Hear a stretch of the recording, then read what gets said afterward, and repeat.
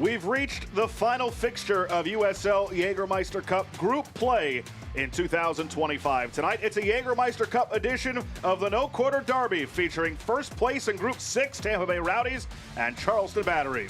Alongside Klaus German, I'm Josh Appel. Thanks so much for spending part of your Saturday night with us. And it's real simple tonight. Tampa Bay Rowdies, with a win in regulation, can advance as group winners into the quarterfinal.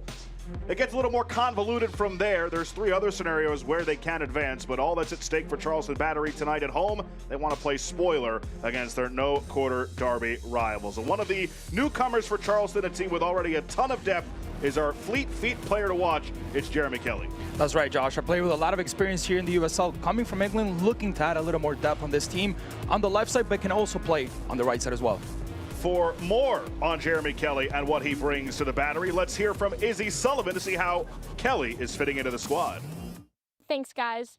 Jeremy Kelly is one of the newest faces to the Battery squad after joining the team in June after previously playing for Crawley Town FC in England. The 27-year-old UNC alum has already made 5 appearances and tallied 1 assist. He previously played for Ben Pierman in Memphis alongside Aaron Malloy and Graham Smith, and he said that familiarity has made the transition a lot smoother, although he's still relearning their tendencies on the field as it has been a couple of years. While he's still working back to get his full fitness, he's focused on integrating into a team that was already flying before he arrived and is doing whatever he can to keep them at the top of the table. A newcomer on the pitch for Charleston Battery and Kelly, and for Tampa Bay, they've got a newcomer on the touchline, Dominic Casciato, coming over from Union Omaha. He's going to try and get this team through into the quarterfinal of the Jägermeister Cup with a win in regulation tonight to try and snap a 4-match losing streak to the Battery. It's the Rowdies against Charleston Battery from Patriots Point in Mount Pleasant. We'll have lineups, we'll have kick coming up next in the USL Jägermeister Cup. Hola. ¿Alguna otra cerveza? No, Michelob Ultra. Ok, ahora bueno.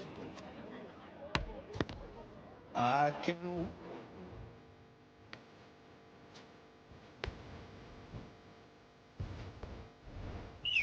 Mr. Messi. Michelob Ultra, cerveza light superior. Dance like nobody's watching. Except when people are watching, like your roommate and the new boyfriend you forgot she was bringing over. Believe in yourself. But know your limits, because right before an interview really isn't the time to try being a hairstylist. Anything is possible. So yes, winning is possible. But so is not winning, which means sometimes the best way to play actually is to save some possibility for another day. The South Carolina Education Lottery, supporting better players and a better you. Return to the field. Score the winning shot. Beat your personal record. Team up with MUSC Health Sports Medicine for all your sports-related injury care and rehabilitation. MUSC Health is the official sports medicine provider for your favorite local teams. From semi-pro athletes to weekend warriors, our sports medicine team provides state-of-the-art injury prevention, treatment, surgery, and rehabilitation for athletes of all ages. Go where the pros go. Schedule an appointment today.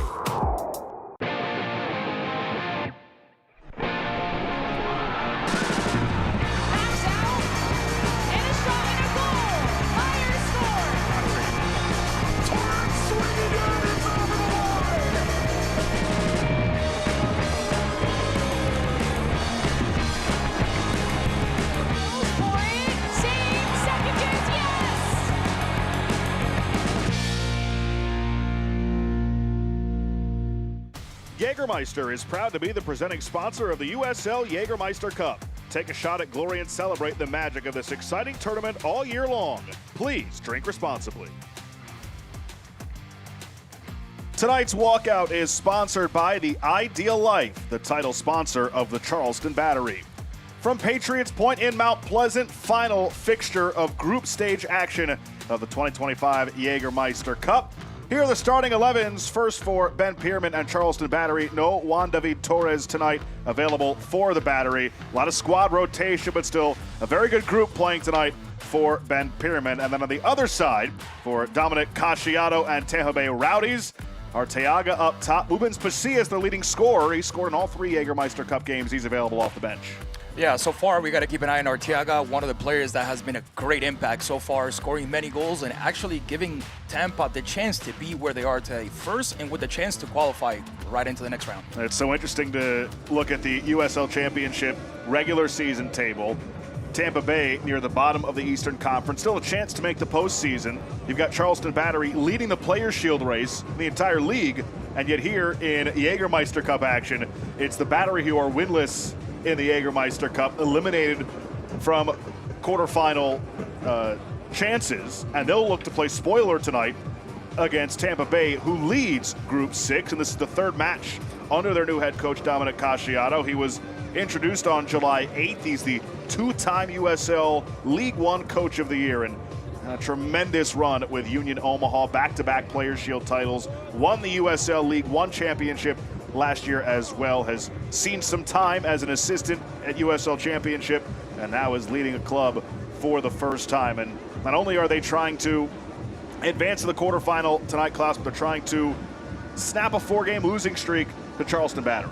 Yeah, sometimes you got to see exactly where you put your eye on. What's your priority? And in this case, Charleston took this competition as not their top priority at the moment. They know they have a good run going down in the league, and that's where they're putting their eye on. They're not putting their eye on this competition clearly. Technically eliminated today, that's for sure, but we'll see what happens in the field. Ben Pierman, one of the best coaches in USL Championship, and it's an interesting approach for them tonight. Of course, as we mentioned, they can't move on. They're only playing spoiler, but they won't play another league game until August 9th against Lewis City, one of the marquee matchups of the USL Championship season to this point. So they've got to take this one a bit seriously. It's their only game action until that matchup. It'll be almost a month between league competition for Ben Pierman and Charleston Battery. So we'll see a lot of the regulars tonight, except for Juan David Torres. There is Rubio Rubin and Cal Jennings. Jennings in the Golden Boot race, tied for first with Abdelatif Abukura of Loudoun United. Another great crowd on hand at Patriots Point tonight. Going back to that point that we were talking about Charleston, if you look at the games, if you analyze some of these games, very tight games. Yeah. 1-0, 1-0, 3-3, and winning on penalties. So they've been up to the competition, but unfortunately for them, they haven't been able to capture those specific results. Thomas Snyder is our referee tonight. He gives the whistle, and we're underway in Mount Pleasant. Josh Appel, Klaus German, thanks so much for being with us tonight. You mentioned the lack of success in this tournament so far. This is the first game that Charleston is playing against a championship opponent. They've faced 3 League One sides to this point. It's Mark Segbers, who, along with Nathan Dos Santos, drew high praise from Ben Pierman after their 3-0 win over Miami FC last time out. They had a 2-0 lead at half. They added a third in the second half. Didn't allow a single shot on target.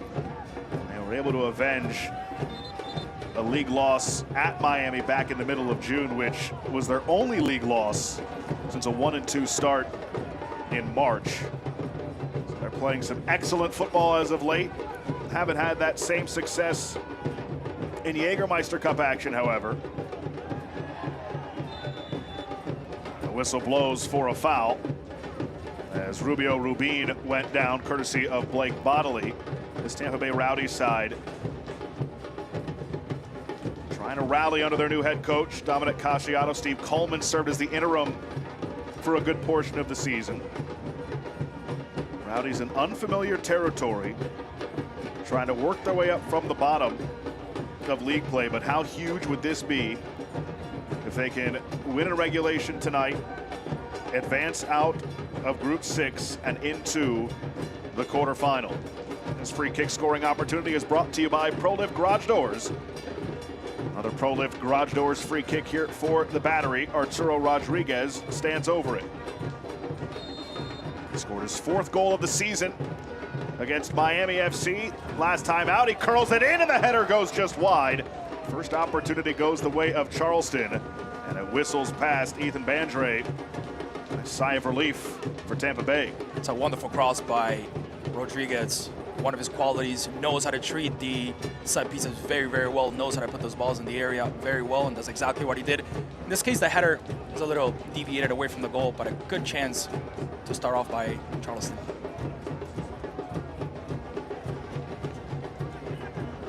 Tampa Bay will try and move forward now. Sent over the top. Arteaga giving chase. Way off his line was Christian Garner, the 25-year-old who's getting the start today, formerly of Greenville Triumph. He started most of the non-league competition this year for Charleston Battery. Fernandez. Arteaga. Wide for Bodley. Bodley across, back post, the header down, and Garner makes his first save. So each side with an early opportunity in the first few minutes as we take a look at that last chance. Yeah, both teams so far making a quick appearance here in the first couple of minutes. Two headers, one goes to target, the other one goes away from target. But one thing I wanted to mention to you, Josh, I don't know if you saw, but it looks like Tampa's coming out with the back three. And then it's been a little change in that shape. You're gonna see it when they defend, even when they attack. Looks like there's five in the middle. So it looks like a 3-5-2 on the start. We'll keep an eye on it. Yep. Tampa Bay has improved quite a bit defensively of late. Coming off of their first clean sheet in league play of the season, a 1-0 win at Hartford. Got a clean sheet in two of their last three, and the one where they didn't put up a clean sheet was a 1-0 loss at San Antonio. They played down a man for more than 30 minutes and conceded a goal in stoppage time to fall 1-0 in that one. As we take a look at tonight's keys to the game, presented by Cruise Subaru, the official automotive dealer of the Battery. And Klaus, one of the things that you brought up in our keys here, defending set pieces and crosses for Tampa Bay. We saw that early on. Yeah, that's been one of the problems. They're a strong team up front, but when it comes to defending these set pieces, we just saw Charleston putting a beautiful ball in the area and then having a little trouble defending it. That's going to be one of the keys for the other side, keeping a solid back. We talked about Charleston. We talked about the fact that they were very, very close games and they weren't able to keep a clean sheet so far. I think that's going to be the key for them to take 3 points tonight. Ben Pierman really loved the period after the first few minutes of that Miami game. He said he didn't love the start on the first handful of minutes, but probably played the best 25, 30 minutes after that since he's been the head coach for Charleston. Outshot Miami 13-0. Expected goals were off the charts. Said earlier, Segbers and Dos Santos, huge part of the performance for Charleston. 3 different goal scorers. They have 10 unique scorers this season. As we take one more look at the foul, Wyke committed the infraction. Yeah, Wyke and Bodley positioning themselves as left wing and right wing backs, respectively.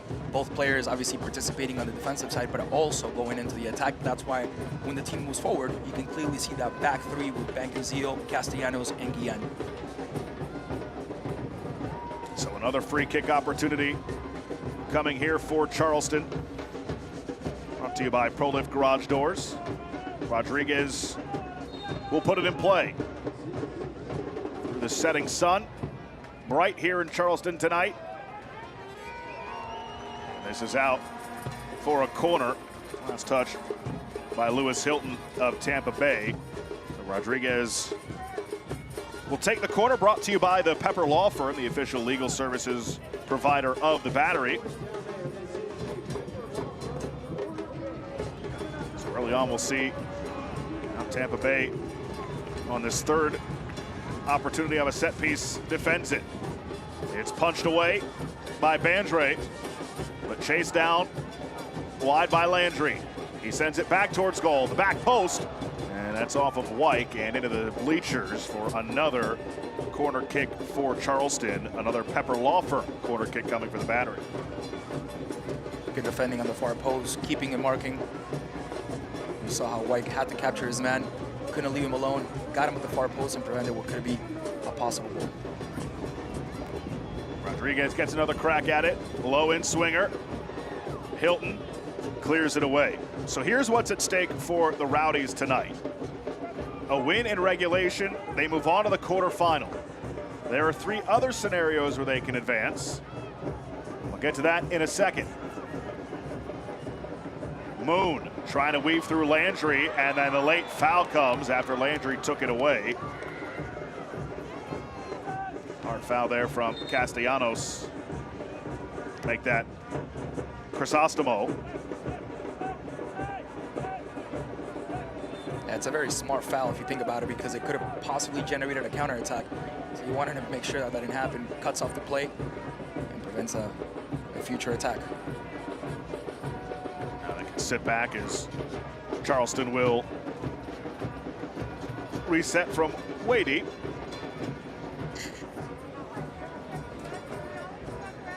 Time now for tonight's MUSC injury report.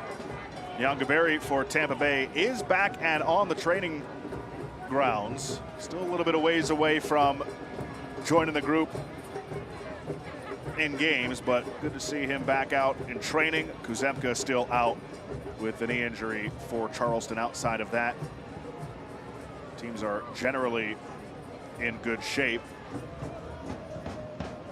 So this gives us a chance now to go through the full scenario for the Rowdies and how they win Group 6. We mentioned it, of course, the easiest route to moving on for Tampa Bay is a win in regulation and advance on 10 points.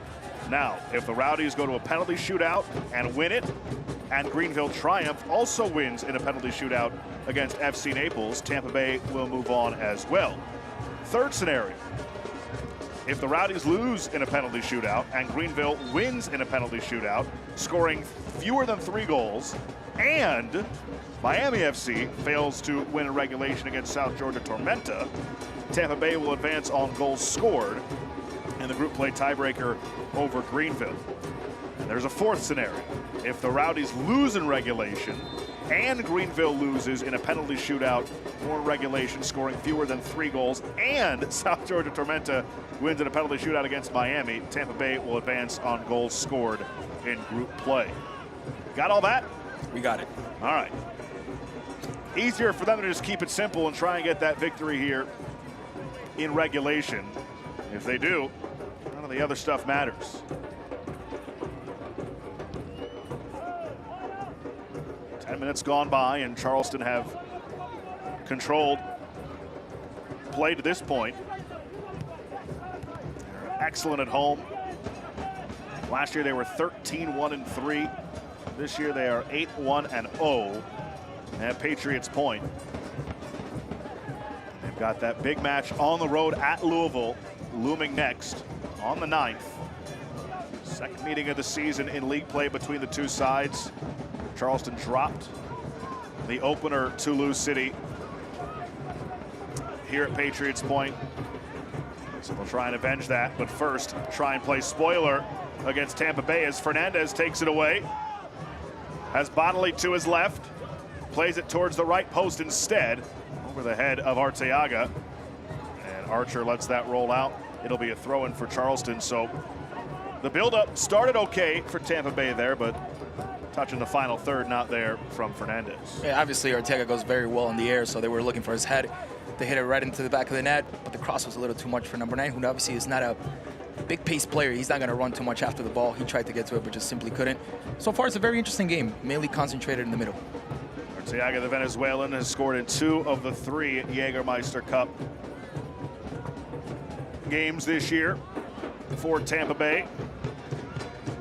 Arteaga, who was a participant in the younger generation process of Venezuela, played under 17, played under 20, and had more than 5 appearances in 2011 for the first team of Venezuela as well.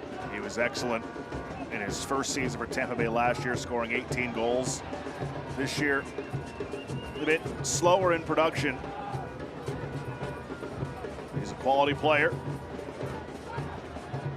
Nicely done by Crisostomo. Got in the way of a couple of passes there, but Charleston able to recover it. Ikaza, who scored against Miami last time out. Now Landry.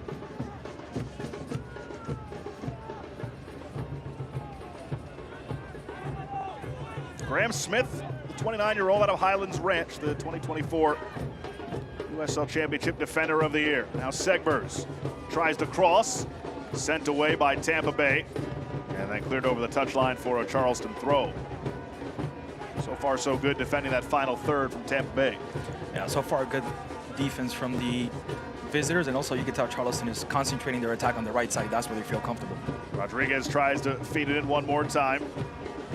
Tampa Bay handles it well. Arteaga, though, turns it over. Trying to give free opportunities away to Charleston. They'll make you pay more times than not.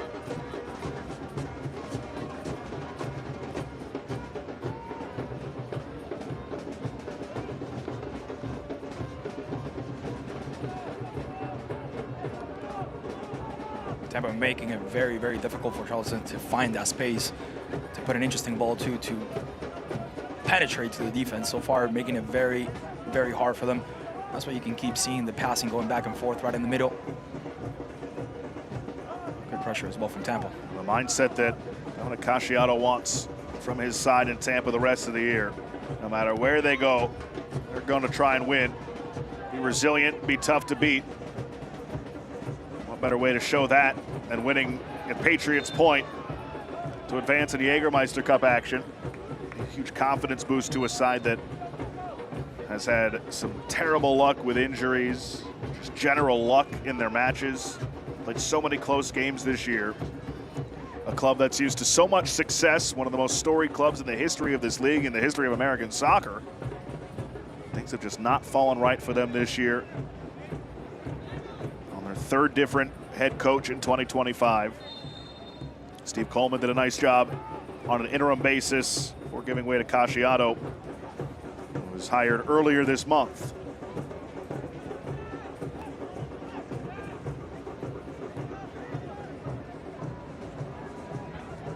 It's been a huge boost for them just to see some kind of success after the way things have gone in 2025 to this point.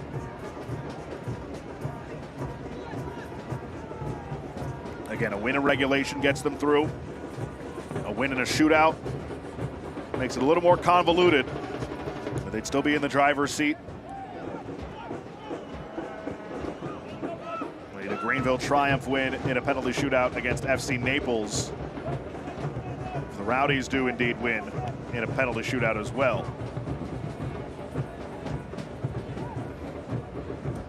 Well, so far Naples is leading 1-0.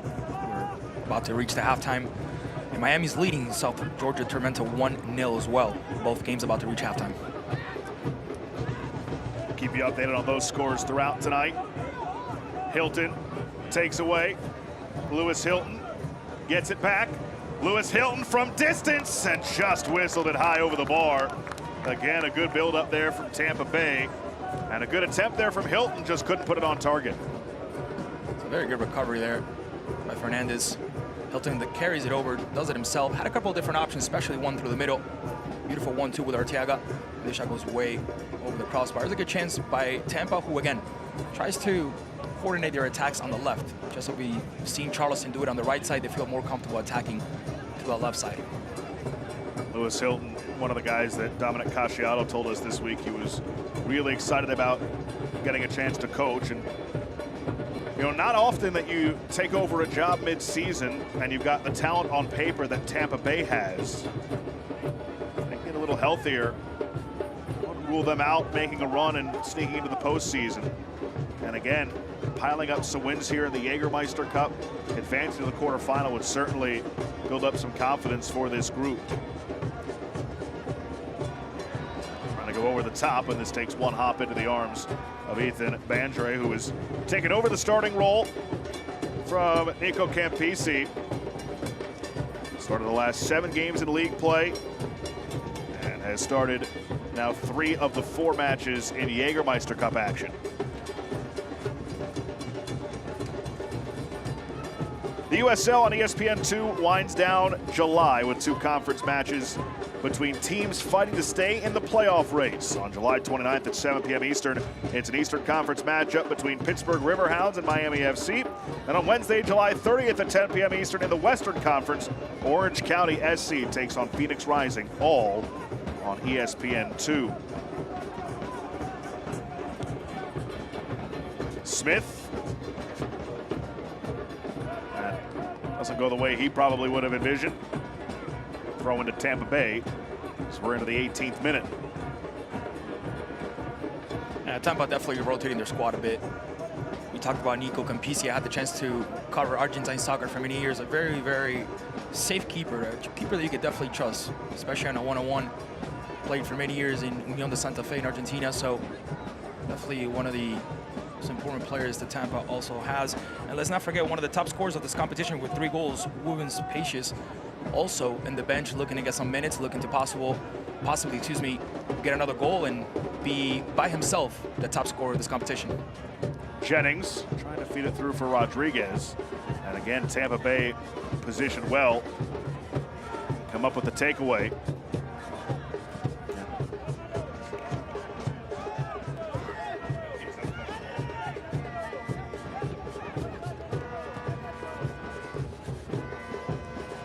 Mentioned Campisi, he and Bandre still vying for whose net that'll be moving forward. As of late, it's been Bandre, the former MLS Next Pro player with SKC 2 and Colorado Rapids 2. Van Kaziel. Good feed. Arteaga trying to let it go through. It deflects off of him, and Landry able to get the clear, but it's played back right to Tampa Bay. Bodley. Crisostomo for Hilton. Just nearly put Tampa Bay ahead 1-0. Fernandez bends one in. Nobody home in green and yellow, but they will have a throw-in on that far side. I don't think Arteaga read that one well. It was a beautiful cross into the area, right at the heart of the small box. And Arteaga just wasn't there, but it was a great ball. Once again by Fernandez. Tampa Bay has struggled in getting off to good starts on the whole this season. Scored 8-1 in the first half hour of their matches this year. 13-4 they've been outscored in the first half overall in league play. That trend has been going a bit differently for them as of late, especially the last 2 times out. Fernandez away from the action. Takes a seat. This injury stoppage is brought to you by MUSC Sports Medicine.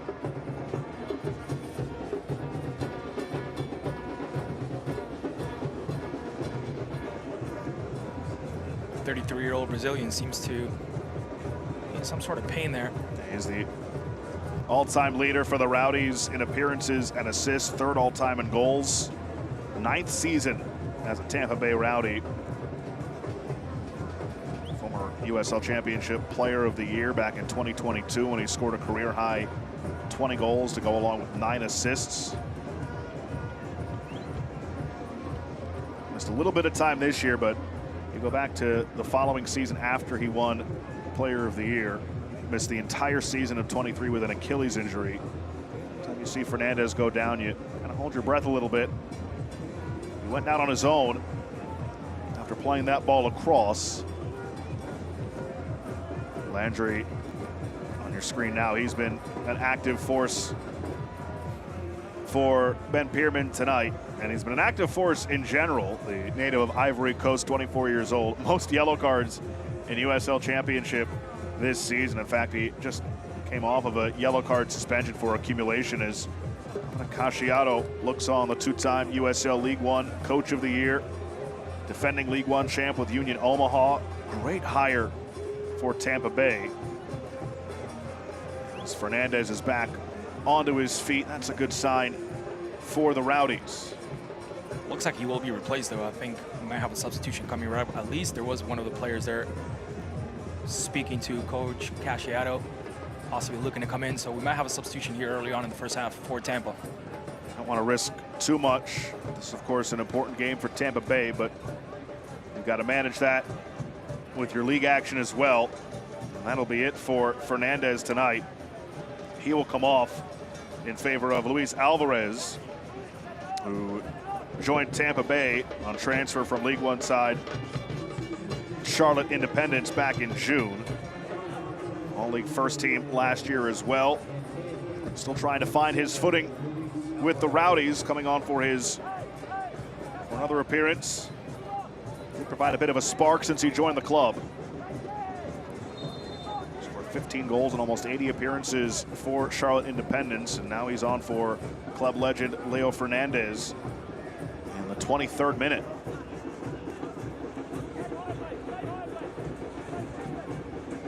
A 22-year-old Honduran with a little bit of experience as well in the under-20 for the Honduran national team. Had a pretty good season in Lobos in the Honduran League, which obviously brought the attention from many teams here in the United States. And that's where he made his move. First, as you said, to Charlotte and then landing here in Tampa Bay. Physical start for him. Knocked Ikaza off the ball, then lost it, and then won it back. Bodily surveying his options. Takes on Segbers wide, and too heavy of a touch from Bodily. Segbers tried to clear.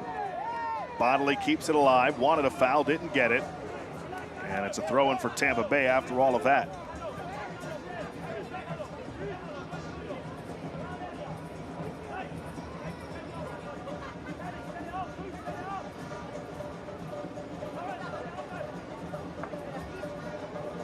I'm not a big fan of playing with other results, to be honest, but you know, after halftime, if you see the other scores that are helping you out, kind of helps take the pressure away a little bit. You can rest some players, you can kind of start focusing on what's coming up.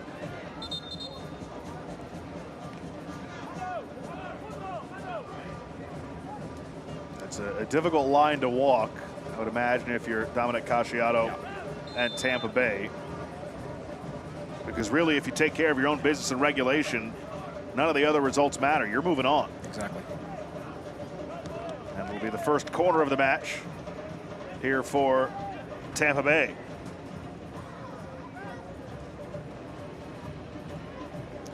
So Greenville and Naples are 1-1, I should say, at the half.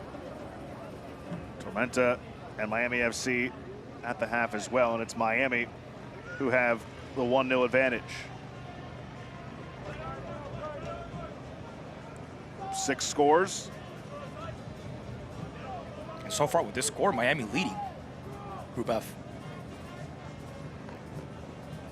But again, if Tampa Bay do win tonight, everything else irrelevant. Regulation, we should say.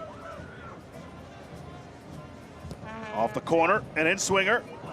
Nobody home in green and yellow. Kelly, who we highlighted in the open. Rare touch for him so far in this first half. Throw-in coming for Charleston.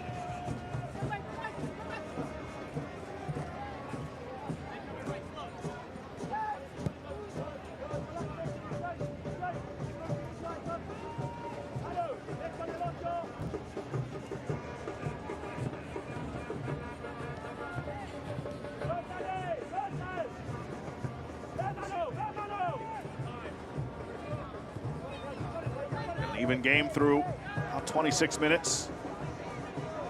Controlled early by Charleston, but Tampa Bay have produced a couple of opportunities. And Charleston with this same back line, save for Joey Apononu, against Miami, did not concede a single shot on target in their 3-0 win last time out in league play, as Rubin plays it across. Rubin, of course, became a Guatemalan legend in the Gold Cup this summer. Ikaza. Landry. Turo Rodriguez.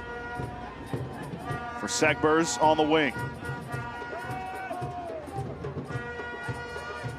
One of the things that separates this Charleston team from the rest, just the insane amount of depth they have.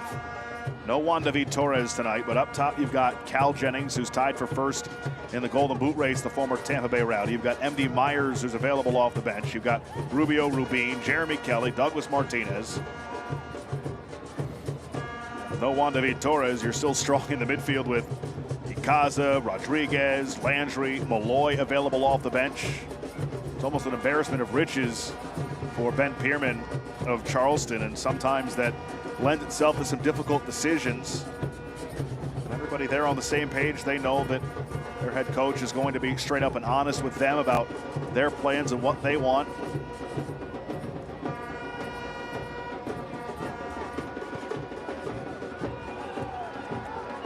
Rodriguez, and Castellanos gets in the way of that. It's out for another corner for Charleston Battery. Pepper Law Firm corner kick upcoming. There you have the guys from Charleston giving us a little bit of music, a little bit of percussion there. The better atmospheres Yep. in USL Championship. No surprise, they are one of the best sides by record in the league. They pack this place for every home match.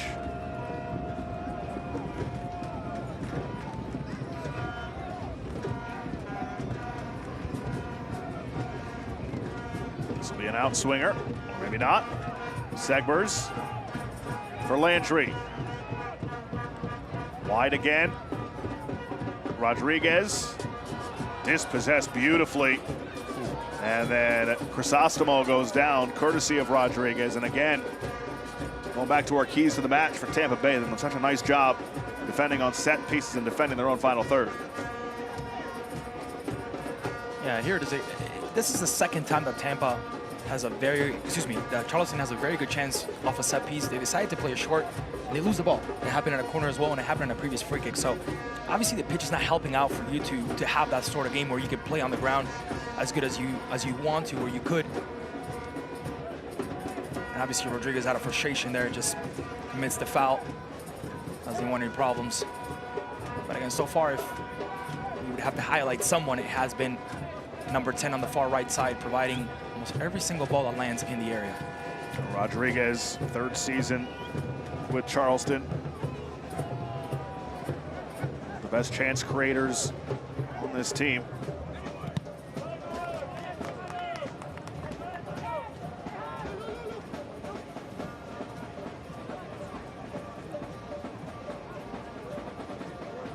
Just another note, to further that point about the kind of depth and the tough decisions that Ben Pierman has game in, game out on selecting who is going to dress.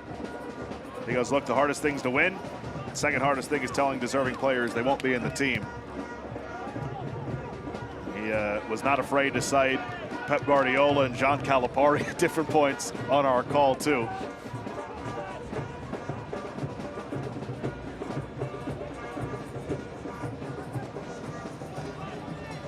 Bodley. Hilton.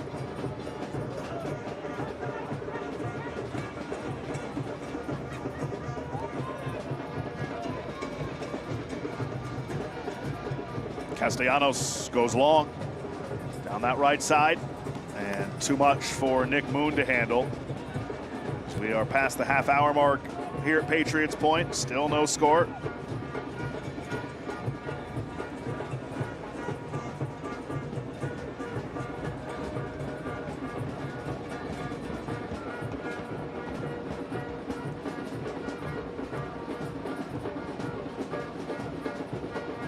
'87-degree night here in Mount Pleasant.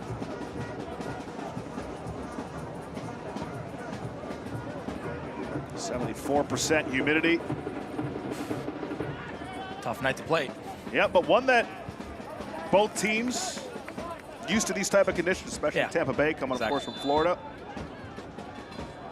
And right on cue, we've got our hydration break here in the first half.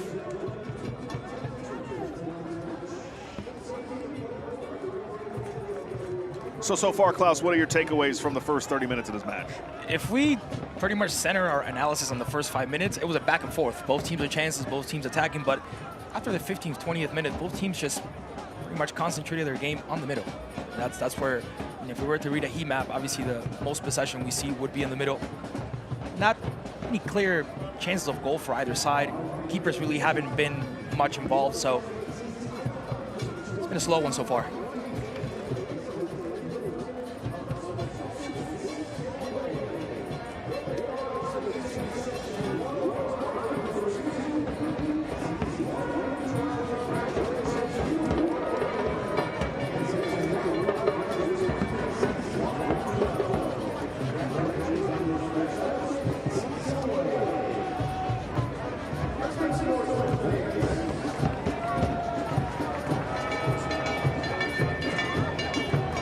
happy fans out there tonight. They just won gift cards to Spinks. Oh, that's fine.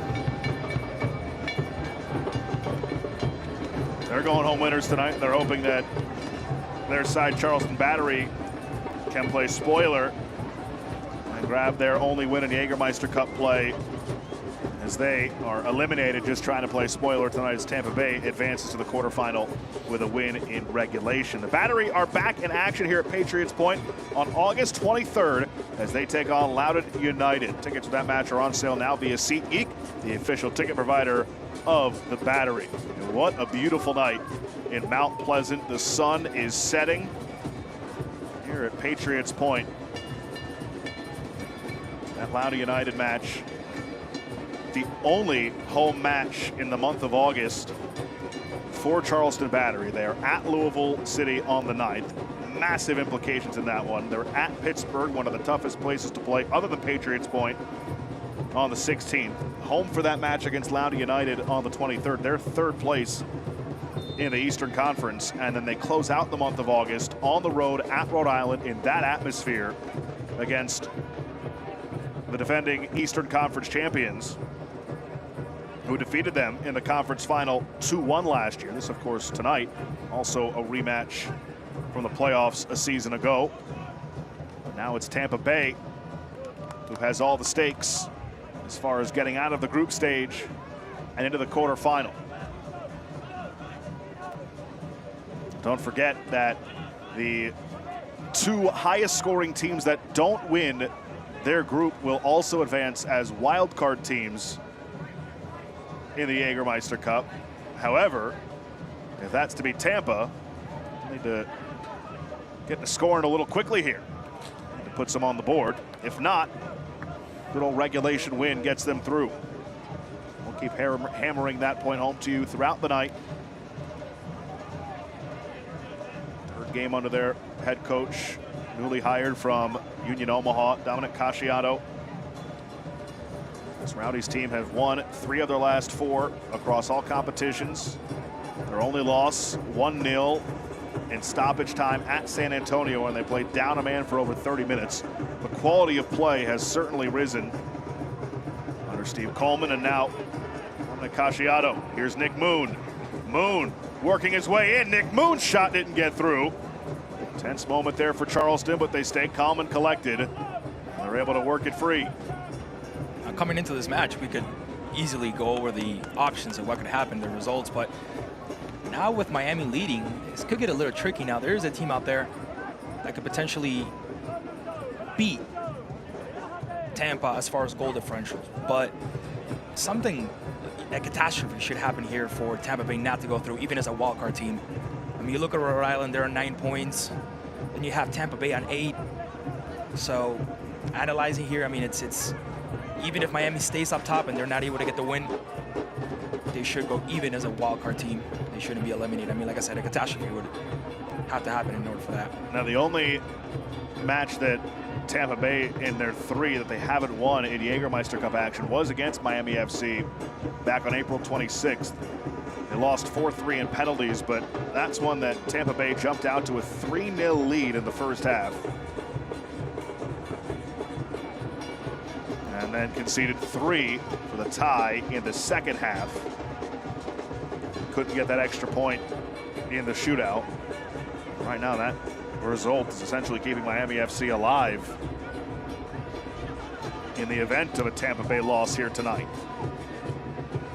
But again, the simplest way in and through, win regulation for Tampa Bay. 37th minute, and another corner kick upcoming for Charleston.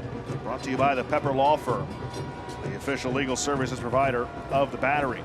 It's good that you explained that as well, because if you look at the table, you see Miami FC with a goal differential of 0, but then you see Tampa Bay with a +3, but yet Miami is the one leading this group. So it's a little tricky. That's what they're even in goals for with 7, but because Miami FC have the head-to-head, exactly, they would move on through if everything stood pat the way it is.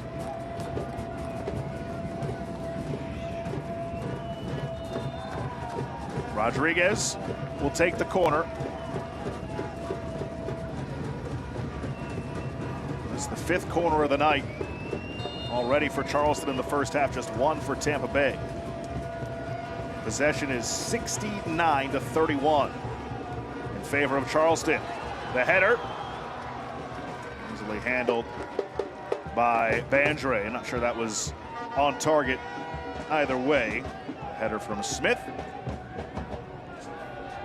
The USL and the CBS Sports Network wraps up July with a championship showdown. Eastern Conference Hartford Athletic take on one of the Western Conference top performers, New Mexico United, who just brought in Valentin Noel this week.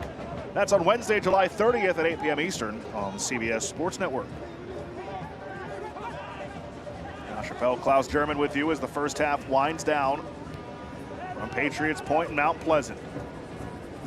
Charleston, the Players' Shield leaders in USL Championship play, winless in Jägermeister Cup action through 3 matches, trying to play spoiler tonight against first place in Group 6, Tampa Bay.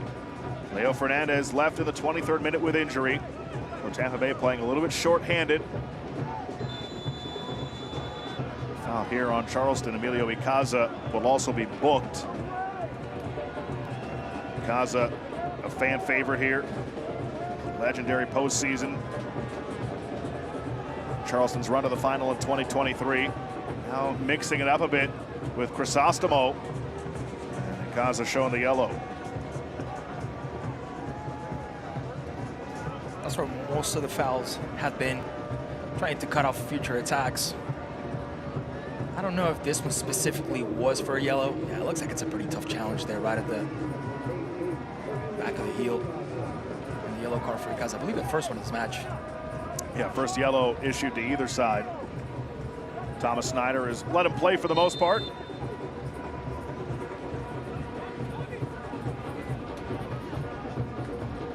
Select is proud to be the official match ball supplier of the USL Championship. From the Academy to the big league, Select is there for every step of the way. Visit us.select-sport.com for the latest Select products, specials, and more. Select, the player's choice. This one comes towards goal. Oh, then a nasty collision. Bodily with Garner, and Bodily will pick up the yellow. Did we just lose? Yeah, honestly, I don't know if it's a yellow. I mean, it's not really on purpose. It's a simple collision there between the two, but obviously I understand the referee trying to protect the keeper. That's why the yellow card, 2 yellow cards, very quick. But again, very unnecessary foul there against the keeper. Now both teams getting a little more physical towards these last couple of minutes. Okay, so what do you want me to say? Anything? I will see what coach's speech is going to be at halftime. Again, with Miami leading 1-0 still. And then Greenville tying against Naples 1-1. Well, that could be something messy there for Tampa if Greenville gets another goal. Could get the night mixed in even more. So we'll see what happens with that. Keep an eye on those games as well. And again, Tampa Bay is on to the quarterfinal with a win in regulation tonight. But of course, as you can see, we are experiencing some technical difficulties. We'll try and get those worked out and get you back to Mount Pleasant and Patriots Point in just a moment.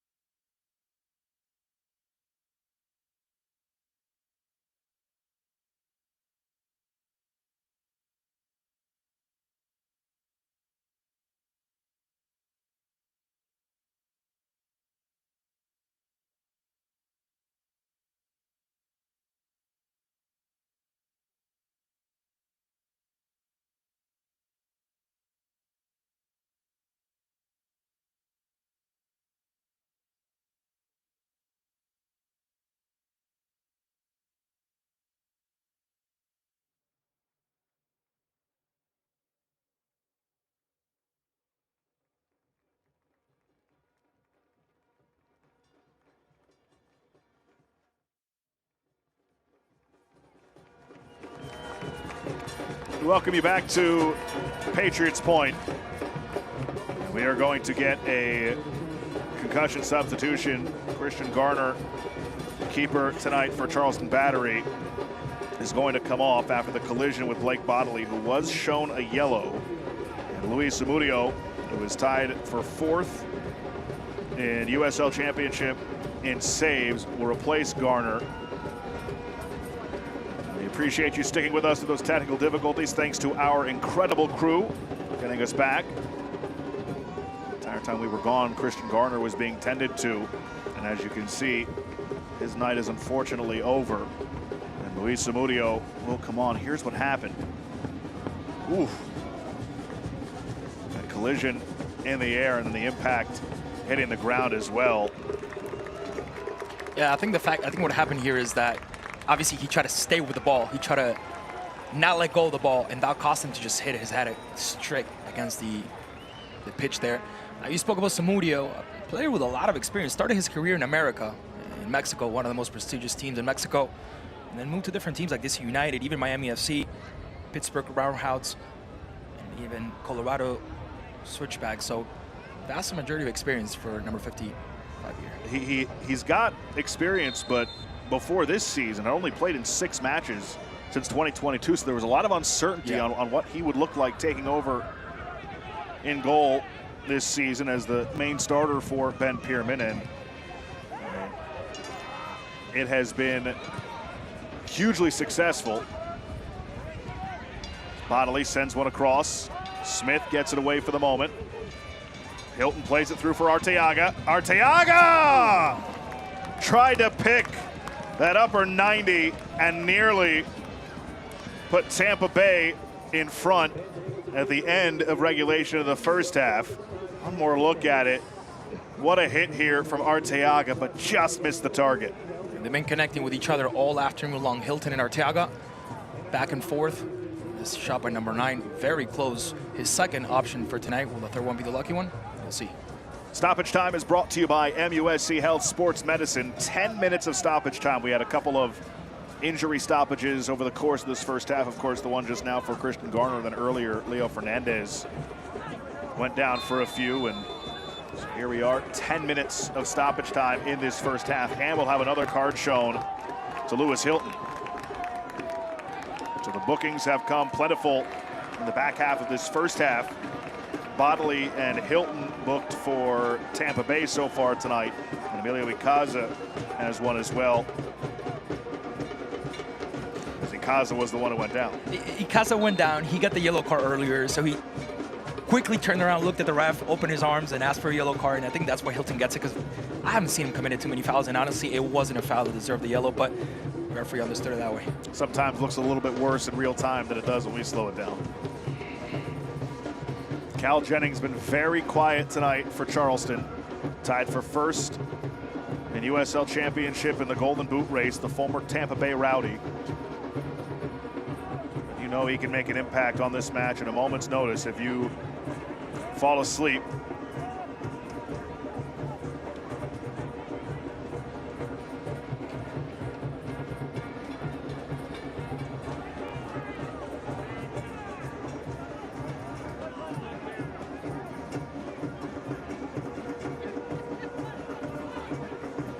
Figure a team that loses the type of scoring they lost in Nick Marcanic last year, it'd be tough to replace, but MD Myers and Cal Jennings have been phenomenal. Here's Bodley playing it back towards the middle, deflects off Landry, who is in a good spot for that. And Zamudio able to control for Charleston Battery.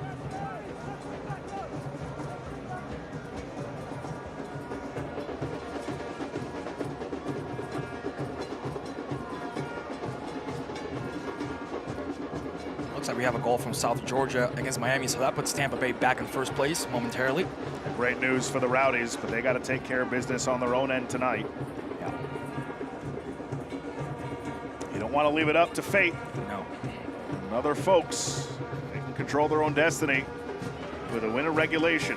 They have yet to concede a shot on target through 48 minutes tonight against the top offensive team in USL Championship.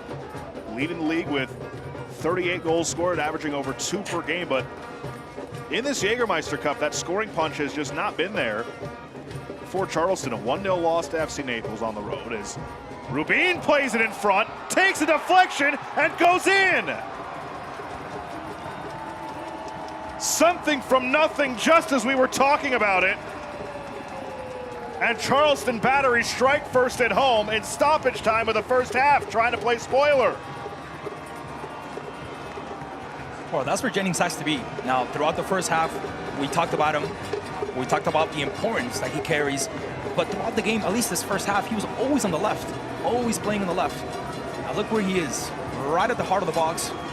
Obviously, doesn't really make contact with the ball, but he's there. He puts the pressure, which leads to the mistake.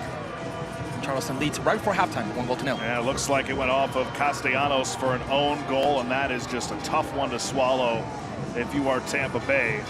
They had held Charleston to an expected goals of .08 until that point.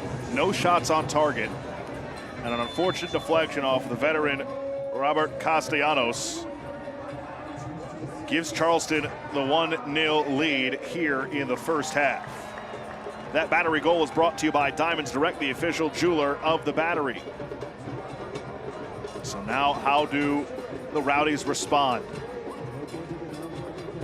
Oh, and now you're obligated to go out there and get this result. There's no tomorrow, there's no ifs and buts. You gotta do what you gotta do. You gotta make the substitutions you have to make in order to get this game. Bodily for Arteaga, they're trying to answer, and Leland Archer comes over with an excellent challenge, blocking that attempt on goal from Arteaga. It'll be a corner. There's a reason why he's wearing that captain's armband. Wonderful tackle, wonderful challenge to prevent what could have been a shot and a possible goal by Arteaga, who has been very active. Definitely the player that has been the most involved in the attack here for Tampa Bay. Who's going to look for the equalizer, probably in one of the last ones in this first half, as we have reached 50% of our stoppage time, still have 5 more to go. So a chance on this corner to level the score and make it a brand new game for Tampa Bay. See them a little more desperate now the rest of this one. Swung in. The header. High over goal. Now another injury stoppage.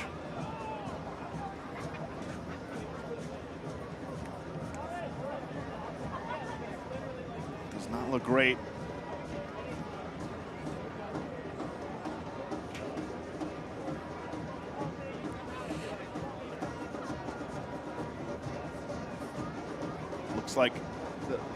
Looks like Aaron Guillen, who's down for Tampa Bay. Leader on the team in minutes.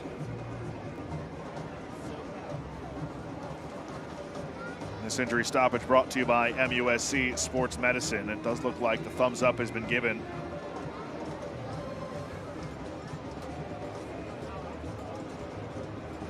First half that already has 10 minutes of stoppage time. Might get a little bit more as Dominic Casciato watches on. His team now down 1-0 on the own goal a few moments ago.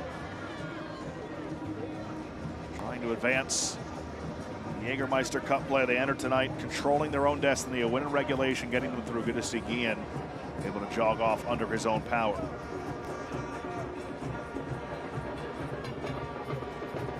Will have to come off for the moment. Captain for Tampa Bay has worn the captain's armband for a couple of years now. Battery matches are the perfect place to make lifelong memories with your friends and family. Your group of 10 or more can enjoy discounted tickets, exclusive on-field experiences, and private hospitality areas to catch the match. Visit charlestonbattery.com to learn more and plan a memorable night at Patriots Point.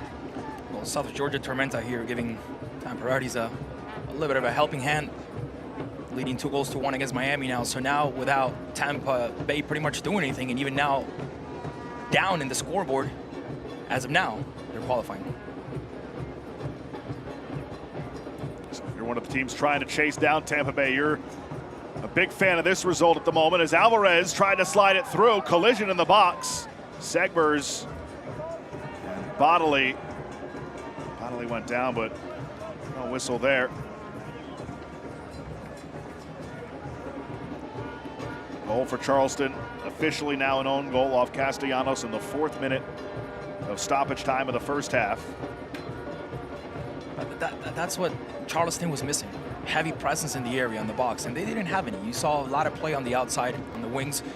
I couldn't see someone making presence there in the box, putting pressure, bothering the keeper, bothering the center backs. As soon as we saw that, we saw a goal. Obviously, we can't give all the credit to Jennings, but you have to be there. You have to force that error in order to happen.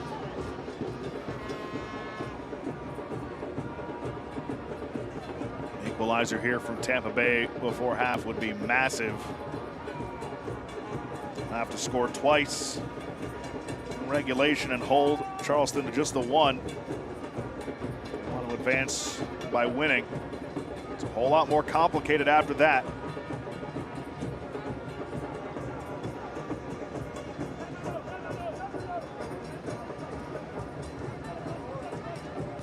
A season with so much misfortune for Tampa Bay.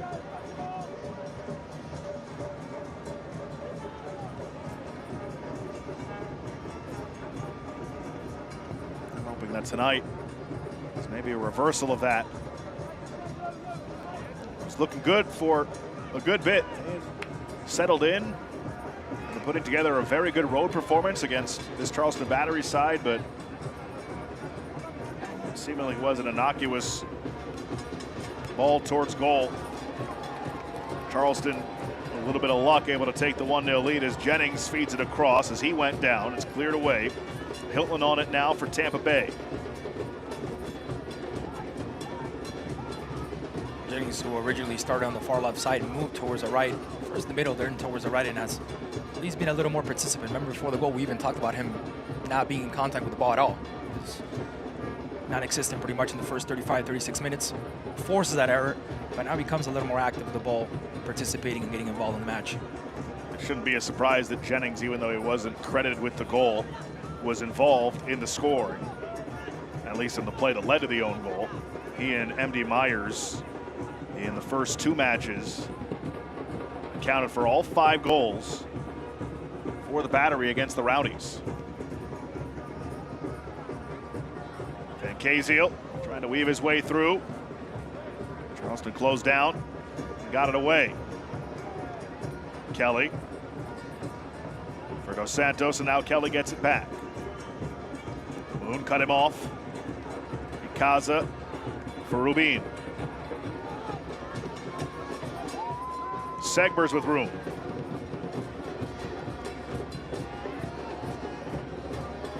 As Rodriguez on the overlap, the cross deflects towards the near post, and Bandre dives on it. So we now await the whistle for halftime from Thomas Snyder to come at any moment, and that moment is now.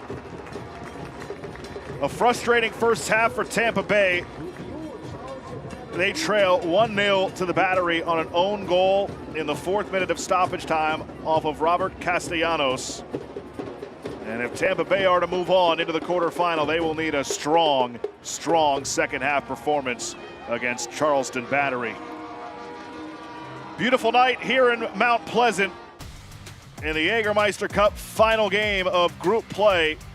And it's the Battery who are trying to play spoiler, a no-quarter derby against their rivals Tampa Bay. Back with more from Patriots Point at the half after this.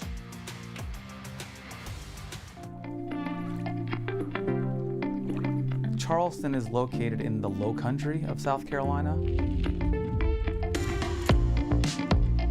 The history here, it runs deep, and you can't imagine being anyplace else.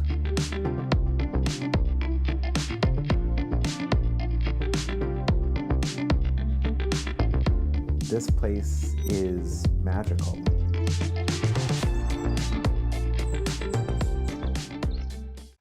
NRDNASC is a genomic screening research program. If we can identify a specific genetic factor that's involved, we can intensify the screening with an effort to prevent cancer and heart disease. The NRDNA project is really a unique opportunity for individuals across the state to participate in genetic testing. That's another way to help provide data and research so we can learn more about the underlying causes of certain health conditions.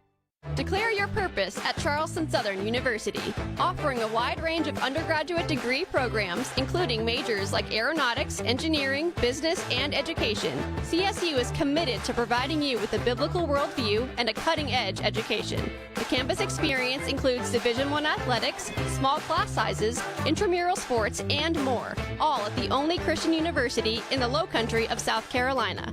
Join the Buccaneer family and apply today at charlestonsouthern.edu. When things heat up, you don't just want a cold one. You want the coldest one. The cold lagered, cold filtered, cold packaged one. Mountain Cold Refreshment. Coors Light.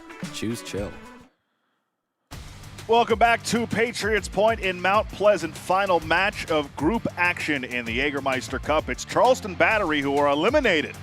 Trying to play spoiler against first place Tampa Bay Rowdies. They lead 1-0 at the half. Josh Appel, Klaus German with you. Klaus, just your thoughts on that first half, a frustrating end to it for Tampa Bay. A game that was mostly concentrated in the middle. Not many actions for both teams. If we had to analyze, Tampa Bay had the most clear actions.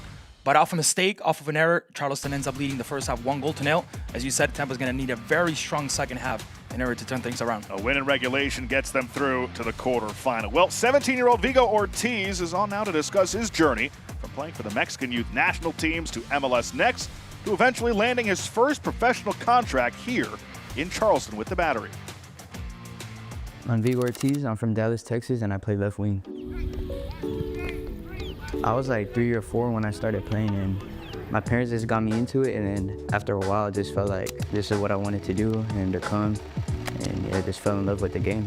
My favorite players growing up and still now are Neymar and Messi, and I try to model my game over both of them. Austin was my first professional environment. My U15 year at Austin, I won GA Cup, and I also was the MVP of that tournament. That was probably one of the biggest moments in my life. Mexican scouts, they started contacting Austin and my dad, and that's how I started playing for him. Every time I go, it's just an amazing experience being able to represent the country and my family. And my goal right now is to make the U17 roster for the World Cup at the end of this year. So obviously, USL is a higher level than Academy, and I thought I needed to take a step to the next level, and I wanted to choose the right club. And players like Fidel and his story, how he was able to develop and then obviously get a big signing, a big move, that really helped me with my decision. After I left Austin, my agent was reaching out to multiple USL clubs for trials, and when I just came on trial here at Battery, Ben wanted me. And the talks were just how it would fit in, the position and role, and Ben valued me a lot, and I really took that into account, so I knew I wanted to play for this club. I believe my role right now is just to showcase my ability and the type of player I am, that I can compete at this level and just bring intensity and especially energy, being one of the younger ones on the team, to just help the club. I just feel very blessed making my debut, but also relieving that all my hard work and hours I put in have paid off, but also a reminder that there's still more to come, and I can do big things.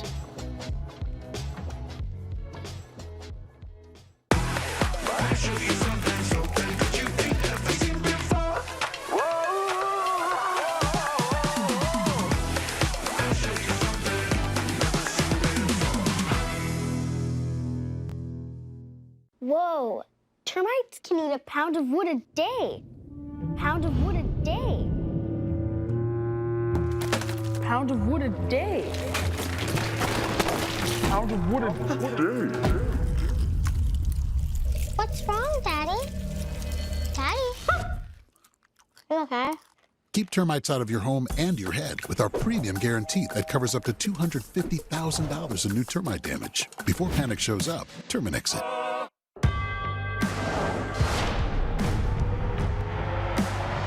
Prinks Tires in the USL help soccer journeys everywhere to drive harder. From city playgrounds to suburban sidelines. From early mornings to late nights. From fun with friends to winner takes all. From the biggest fan to the biggest heart. And at every turn, Prinks Tires will be there for the long haul. 3 ice-cold Jägermeister shots, please. Those look warm.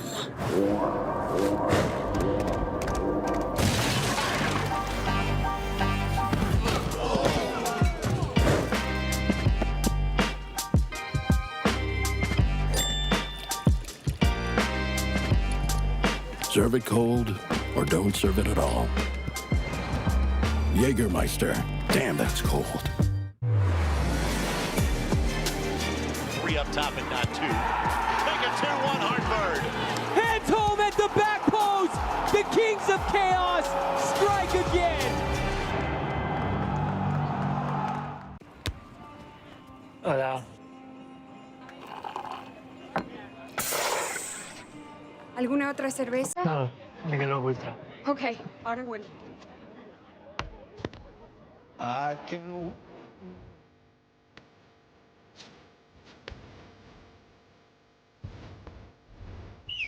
Mr. Messi. Michelob Ultra, cerveza light superior. Beautiful sunset at Patriots Point tonight in Mount Pleasant. It's 1-0 to the Battery at the half over Tampa Bay Rowdies. Josh Appel, Klaus German with you from Patriots Point as we take a look at our Jaeger Cup quarterfinal qualification format. 8 teams will advance out of group play after tonight. And here are the matchups. Group 5 against Group 1 winner. The Group 4 winner will get the first wild card.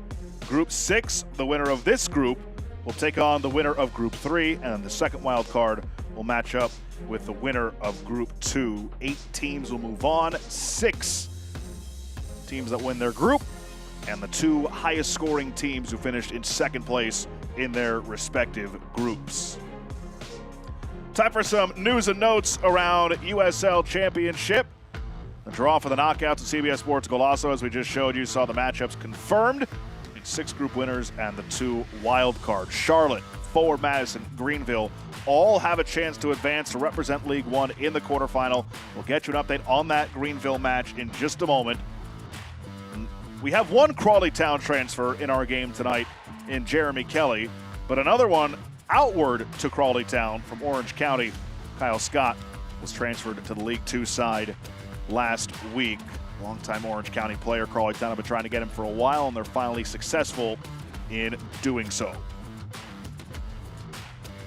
All right, so here's how the Group 6 scoreboard looks up to the minute. Remember, Tampa Bay Rowdies needed a win tonight in regulation, and they would advance regardless of what happens here. But Miami FC, they now trail with 15 minutes to go against South Georgia Tormenta 2-1.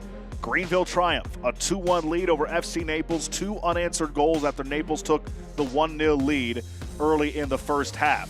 So, with that said, up to the minute, here is how the Group 6 table looks.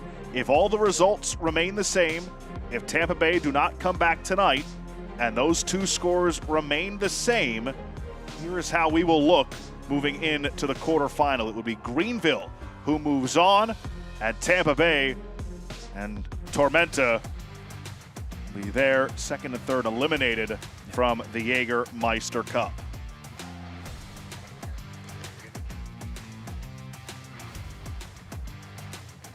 Let's take a look now at our USL Internationals. The 2025 soccer summer has provided big moments on big stages, and the USL has played a major role. June's CONCACAF Gold Cup included a dozen current players from USL clubs, 9 from the Championship, 3 from League One. 7 of those players logged a total of more than 1,000 minutes. Las Vegas Lights' Edison Azcona scored a goal for the Dominican Republic, and the player that grabbed the spotlight was Guatemala's Rubio Rubin. The Charleston Battery forward scored and assisted a goal in a must-win match against Guadalupe, but Rubin was not finished. A perfect header in Guatemala's quarterfinal match against favored Canada set up a penalty kick shootout upset. League One's presence was also felt in the Gold Cup. Portland Hearts of Pine's Natty James played more than 120 minutes for Trinidad and Tobago. And it's these kinds of numbers that helped Rubio Rubin decide to return to USL. Over the years, this league has only gotten more competitive. That creates an environment where, national teams, especially in CONCACAF, call players, playing in this league. In September, Rubin and Guatemala begin their final push to qualify for the 2026 World Cup. 9 more of those USL Gold Cup players are hoping for that phone call, itching to play as many minutes as possible. That's something that is spoken about in the national team always with the head coaches. If you're scoring goals and you're assisting, helping your team, it's going to help you with the national team.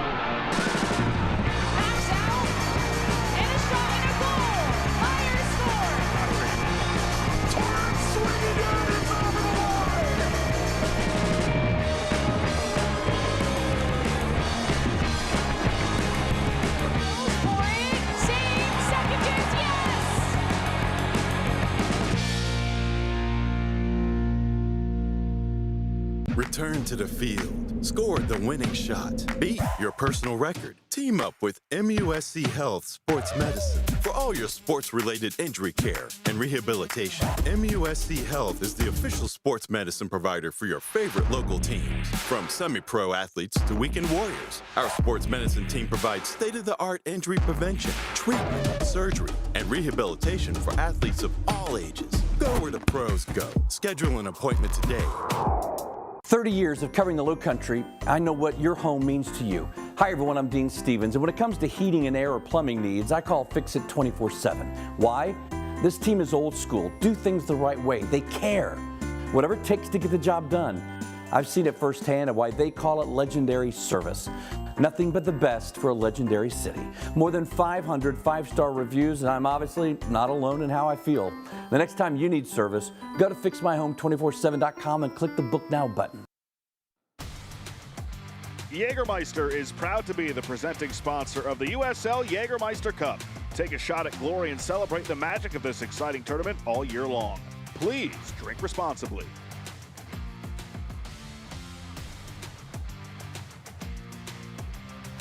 Getting you ready for the start of the second half. Charleston Battery up 1-0 over Tampa Bay at the half as the Battery try and play spoiler and eliminate the chance for Tampa Bay to move on. Here are our first half highlights brought to you by Publix. An early opportunity off a free kick just went wide for Charleston. Yeah, we talked about Tampa defending those set pieces. Definitely not the best defending there, but the ball doesn't end up in the back of the net. It was a warning, though.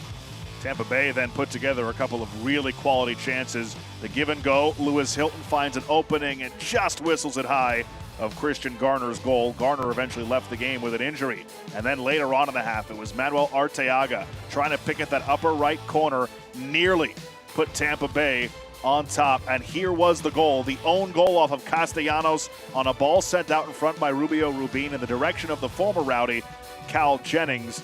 An unfortunate deflection for Tampa Bay. That came in the 4th minute of stoppage time in the first half. You can see no shots on target for Charleston Battery. Tampa Bay, outside of possession and corners, controlled the match.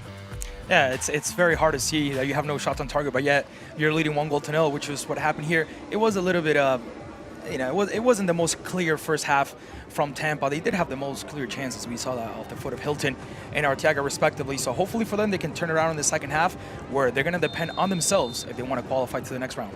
And we'll keep you updated on that Greenville score. Right now they're up 2-1, and if all of these results hold, if Tampa Bay does not come back and win in regulation, Greenville triumph. We'll be moving on to the quarterfinal out of Group 6. Coming into this match, if we had to put our money on one of the teams, I don't think we would have put too much money on Greenville. Looking at the 3 teams that could potentially made it through to the next round, Greenville looked like the one with least chances, but look at them now. With 45 minutes to go here, they're qualifying to the next round, which is very surprising for most of us. Getting the results they need at this point. Tampa Bay, who control their own destiny, trying to find that breakthrough. They'll need 2 in this second 45 minutes in order to advance in regulation. There's still an outside chance that they get to penalties. 1 substitution to get you for Charleston, brought to you by Publix. Aaron Malloy replaces Emilio Icaza for Ben Pierman in this second half. Expect to see MD Myers at some point tonight. He's available off the bench. It's a substitution that makes sense. I mean, Icaza was one of the only players booked with a yellow card in the first half. And not only that, but the position where he plays, it's a position where it requires a lot of friction. So the second yellow card could have been there on the line. Coach is very smart, takes him out and prevents him from getting a double yellow. And remember, they are on a bye next weekend before their next league match on the road at Lynn Family Stadium against Lou City, #1 versus #2 in USL Championship. And by the time those 2 teams meet in a couple weeks, Lou City has a chance to pull level in the Players Shield race and the race for first place in the Eastern Conference. You know that Charleston Battery wants to go into that off weekend and into that game feeling good about themselves. Now put together a strong second half performance here tonight at home as Dos Santos has room in the middle for Landry.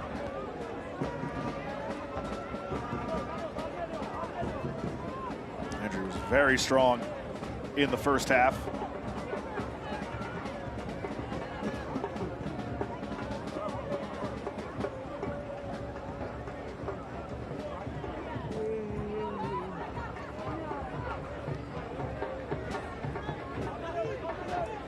Captain Leland Archer. Santos, good against Miami last week. Kelly tried to flip it towards Jennings. Takes a good bounce for Charleston. Kelly still battling. And Kaziel eventually gets to it. And Archer plays it towards Zamudio. Zamudio did not start tonight. He replaced the injured Christian Garner. Zamudio, who has 5 clean sheets this year, been one of the best keepers all of USL Championship. Very good with his feet as well. That's why the players trust him to carry the ball forward from the back. And Ben Pierman said to us this week, we have created a number of chances off of buildups that start with Zamudio.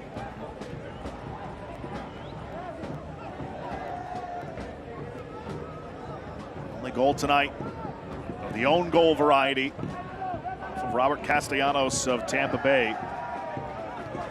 Still no shots on target for Charleston Battery.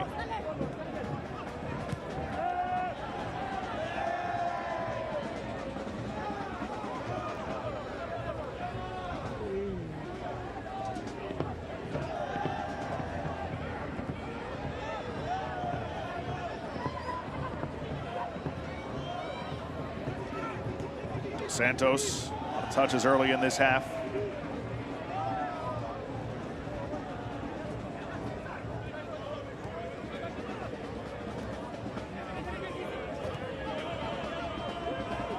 Kelly trying to feed it through. It's White. Santos from behind rides him down. Soccer season is here, and SeatGeek is the official ticketing partner of the USL. Get all your USL tickets and more from the #1 ticketing site, SeatGeek. Your ticket to great seats. Wow.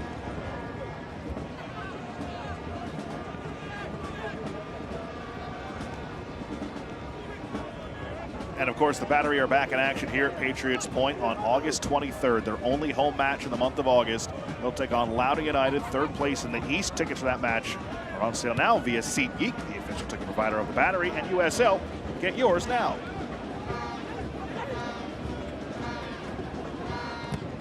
Santos comes up, takes a good deflection for Tampa. Here's Alvarez. Ooh. Feeding it through. Good ball. Out in front again for Arteaga. And an excellent defensive play by Leland Archer to take away that scoring opportunity. Maybe one pass too many. No, but what a wonderful ball from Alvarez. The vision was so clear, trying to find the space. You're going to see it right here. The back of the defender. And Arteaga obviously not able to get to that one. So far, it's been very good defending from Charleston. Yeah, we've seen that a few times tonight where Tampa Bay's buildup has been excellent. The final touch in the attacking third just hasn't been there. Or now they're obligated to shoot from outside the box as well. Anything and everything towards goal. Try and get the equalizer and then the go-ahead. Late foul.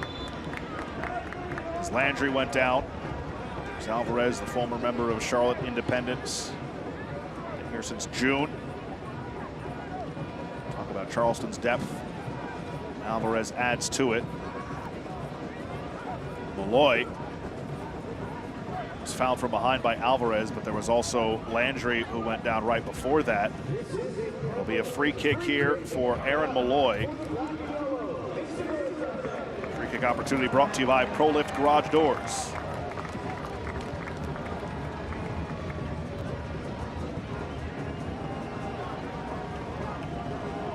Malloy, the best midfielders in USL Championship.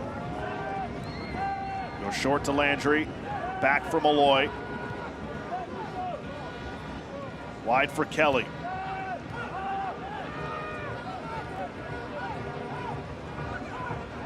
It's interesting to see how long the coach is going to take here from Tampa Bay to elaborate some of the substitutions. Clearly his team is not finding the ball, they're not in possession, they're not creating any chances, and time's taken away. So substitutions have to be made quick.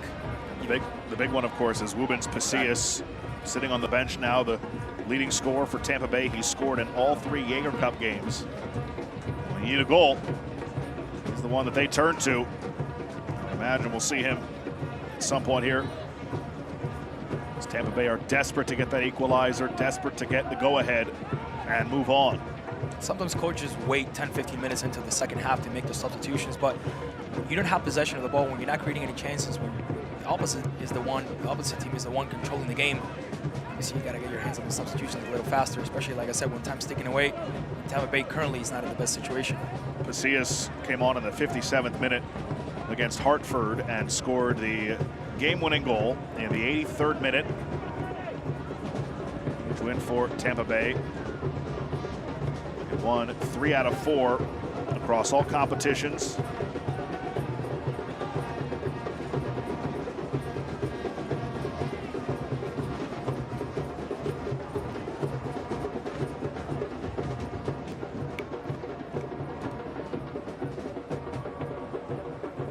Rodriguez trying to find Rubin. Guillen steps to it, but it ends up back with Segbers.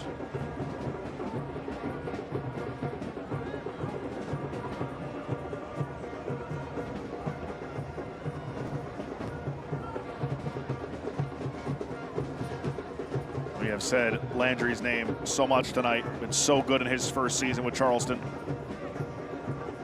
Wyke has that go through him. Charleston now on the move. Rubin for Rodriguez. Rodriguez for Rubin. Rubin's shot takes a deflection and out for a corner. This corner kick brought to you by the Pepper Law Firm, the official legal services provider of the Battery. Another good play there by Charleston, who I think Rodriguez took a little too much time there to pass. Should have done it faster, should have released the ball quicker. Nevertheless, a good attacking on the right side. See if they can make something happen out of this corner. Rubens Pasillas is getting ready to come into the match for Tampa Bay. Surprisingly for Arteaga, I didn't think Arteaga was going to come out, especially when you need to find 2 quick goals. Arteaga had maybe the best chance of the day. Yep. For Tampa Bay, just nearly missed putting it in the upper 90. Short on this corner. Now sent into the area. It's all the way out where Rubin chases it down. Guatemalan plays it for Landry. Jennings, is he onside? Flag stays down for now. And Dos Santos off target on that setup from Jennings.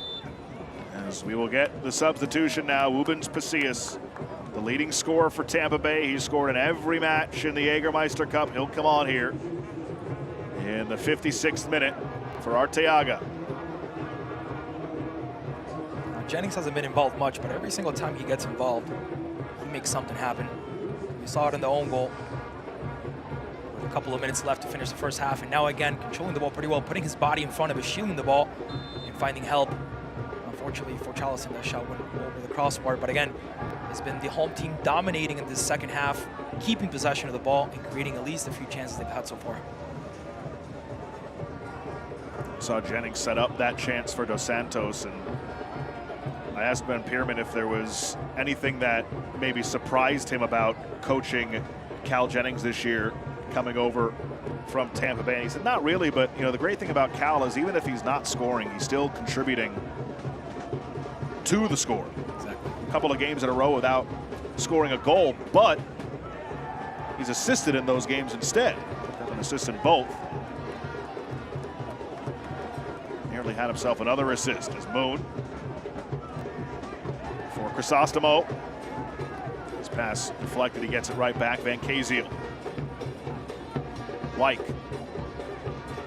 Alvarez. Tampa Bay Rowdies in search of that equalizer. Greenville triumph, leading FC Naples 2-1. They are in stoppage time in the second half. The live table right now as Greenville triumph advancing into the quarterfinal if Tampa Bay does not come back. The cross towards Macias! Nearly an immediate impact for the Rowdies' leading scorer. Just put it high. What a feed from Bodley. Zamudio would have had no chance. Yeah, we were asking for him pretty much all night long, talking about his goals, talking about his involvement so far in this cup. Gets his first contact with the ball. Gets pretty close to finding the equalizer. That's what Tampa needs. Presence inside of the area and creating chances to possibly find the equalizer. I would imagine won't be the last time we hear from him in front of goal tonight. He'll be as involved as anybody on the pitch, you would imagine, as he tries to get this game level for his side.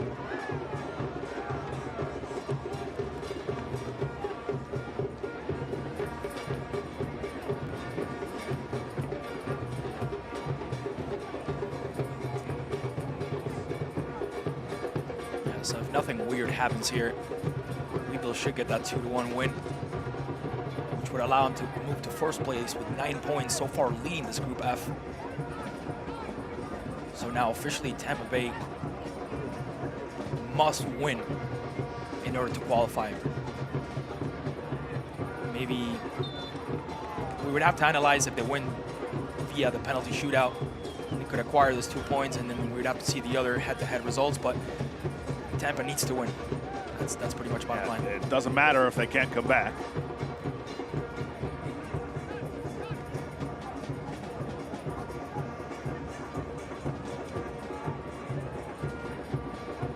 Macias, leading scorer. Chrysostomo. Good ball. Segver's got in the way though. And that is out for a throw-in, it looks like, for Tampa Bay, or is it a throw-in for Charleston? It's a throw-in for Charleston. One of the keys that we talked about right before the game for Charleston was keeping a solid back, keeping a clean sheet, and so far they've done it. They're doing it. Very good defensive play by the team overall this evening. Working pretty closely, not leaving any spaces as Tampa chases for that equalizer. White getting physical with Landry. They let that go. Alvarez spinning. Gets it free to Van Kaziel, playing with that taped up right wrist. Nick Moon. First to Van Kaziel. Hilton. Wide for Moon. Low cross comes in front. Moon gets it back. Moon feeds it forward again. Out of the air, comes down for Nick Moon. Rubin steps up, takes it away, and here come the battery. At least they were for a moment. Robert Castellanos, an own goal for Tampa Bay, the only scoring in this match to this point. Castellanos, who had a goal in that 3-3 tie against Miami. In the 20th minute, he found the back of the net. Later on, obviously, Tampa lost the penalties. So a couple of substitutions now for Charleston. Brought to you by Publix. We love subs, the place to get your favorite Publix subs and all your tailgating needs. Publix.com. So MD Myers will replace Rubio Rubin. Looks like Langston Blackstock will come on for Segbers. Rubin played the ball in that deflected off of Castellanos for the own goal. He takes a seat after an hour's worth of action. It's a hand from Ben Pierman, his head coach, as Myers jogs on. Myers, 8 goals in league play this year, has dominated against the Rowdies, 3 goals in the 2 previous meetings, a 3-1 win and a 2-1 win.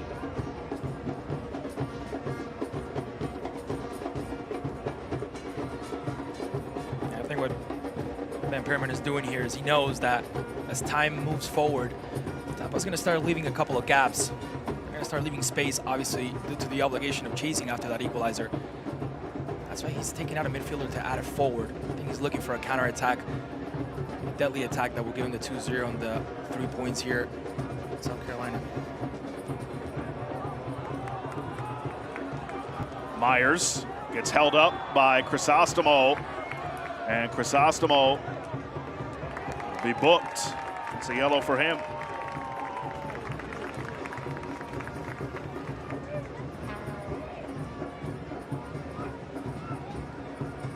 Again, I like to call these smart fouls. You know, if you're going to get a yellow card, this is how I like to get a yellow card. You know, stopping a possible counterattack, not throwing the ball or arguing to the referee or fighting with another player. These are the quote-unquote necessary yellow cards, as I call them. So, good stuff there by Crisostomo, stopping a possible counterattack. It was a 3-against-3, so it could have been a little danger there for the home side.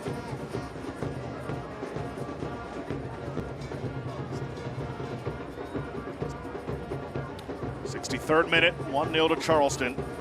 Greenville triumph. Last we saw, leading 2-1. They are deep into stoppage time. Now Greenville triumph will advance if they hang on in regulation. If Tampa Bay wins in a penalty shootout, Greenville will advance on total wins in group play as a tiebreaker against the Rowdies. So Tampa Bay would have to come back in regulation and win in order to advance. Blackstock dispossessed out for a throw to Charleston. They're in the 7th minute of stoppage time in Greenville, and it's the Triumph leading 2-1. And again, just to hammer it home. I mean, it's been a crazy night. Speaking about the table, it's changed so many times so far this evening, you don't even know where it's heading. Tampa Bay do not come back in regulation, and Greenville hangs on to win in regulation. That's it. Greenville's moving on, unless Tampa Bay can come back and win before a penalty shootout, as Myers goes down just outside the area, and it'll be a free kick from a few yards outside the 18-yard box. That could be something very interesting for Rodriguez. Even though it looks like Malo is going to be the one picking up the ball and putting it on the spot, he's the one that created the foul. Charleston with a very, very good chance here off the free kick spot to find the back of the net. Another Pepper Law Firm correction. Another Prolift Garage Doors free kick here for the Battery. It'll be Malloy who stands over it.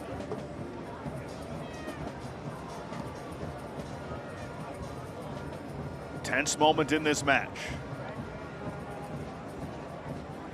Decision day in the Jägermeister Cup. Who will advance into the quarterfinal?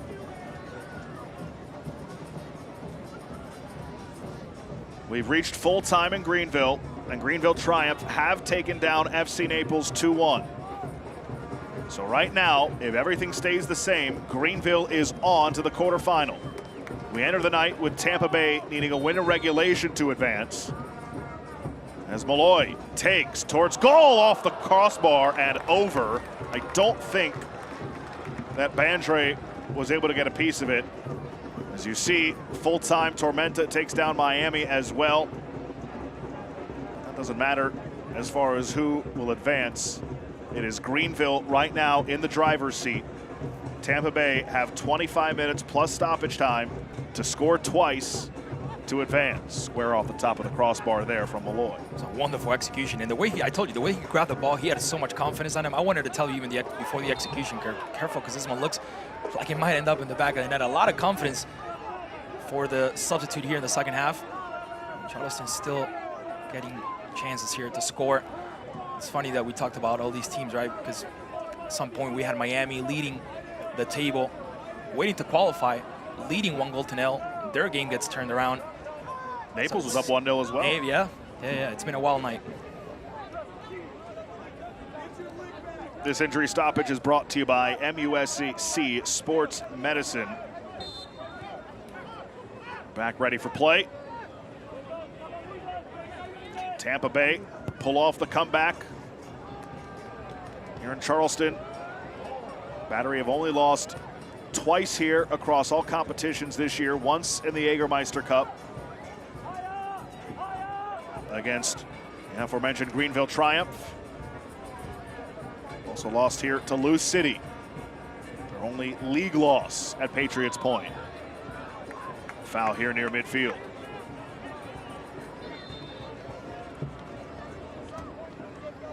The Battery's brand new 2025 kit is on sale in stadium now. Will be available online tomorrow, courtesy of Hummel, the club's official jersey provider. Check out the full line of new Battery gear, including customizable 2025 kits, by visiting shop.charlestonbattery.com.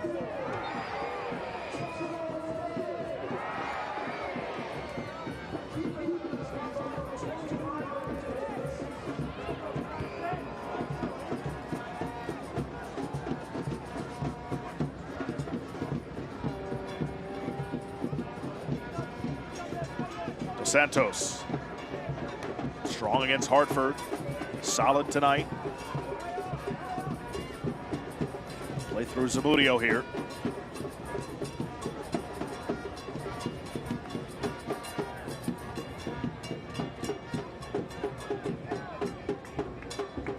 Zamudio did not start if you're just joining us. Christian Garner left with an injury in the first half. Collision with Blake Bodley in front of goal. Castellanos, who just had the touch over to Guillen. Ball off his foot for an own goal late in the first half in stoppage time is the only tally so far tonight as Guillen draws the foul.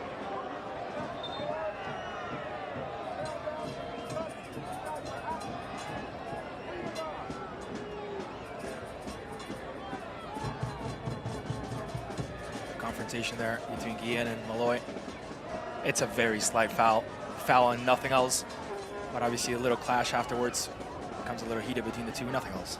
There's been a little bit of chippiness between these two sides at different points tonight. Yeah. There's the handshake.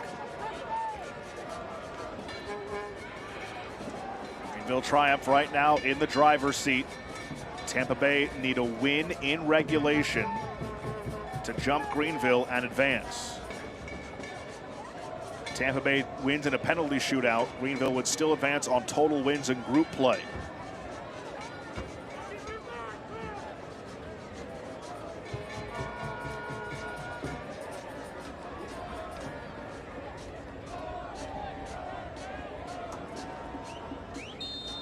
A long free kick.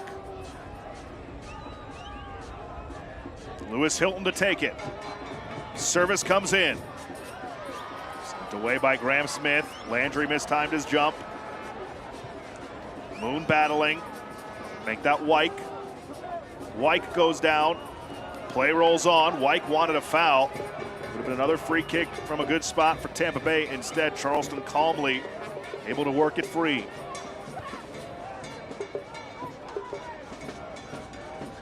Charleston have won the previous two meetings in league play with Tampa Bay this season by scores of 3-1 and 2-1. Can make it 3 in a row this season and 5 in a row overall over the Rowdies and spoil their chance to advance to the quarterfinal. Yeah, even as a wild card team, it's pretty difficult because you have Louisville sitting on 9 points plus 4. And in front, Charleston make it 2-0, and it's MD Myers, a thorn in the side of the Rowdies all season, may have just put this away for the Battery. Well, that's it for Tampa Bay. They were in hold their own destiny tonight. All they had to do is acquire those 3 points, coming here with confidence. Unfortunately for them, Charleston has slapped him twice. Very well elaborated goal here on the right side. We talked about how in the second half they preferred to move on that right side, and how the whole play was elaborated. Again, very, very well. It's a beautiful through pass. Ramirez, who had been substitute here in the second half, gives the coach the answer he wants. Wonderful finish. Looks like game over here, Josh. The Battery goal brought to you by Diamonds Direct, the official jeweler of the Battery, and the only player and the only people happier than those here at Patriots Point supporting Charleston are the Greenville Triumph and their supporters. As Empty Myers has now scored 4 in 3 games against Tampa Bay this year, and it's the 2 substitutions who combine on the goal here for Charleston. Malloy on the assist, Myers on the finish. It's his 12th goal across all competitions this year. And that's what coach wanted. He wanted for that space to open up. He wanted to take out a midfielder. That's why he took the Guatemalan international out, replaced him with the striker, finds the goal, finds exactly what he needs. 2 goals cushion, and now all you have to do is just play it out. So less than 20 minutes to play. Tampa Bay, if they are to move on, they will need to score 3 goals in the final 18 minutes to advance. Joey Skinner comes on for Nick Moon. Now he's making some substitutions.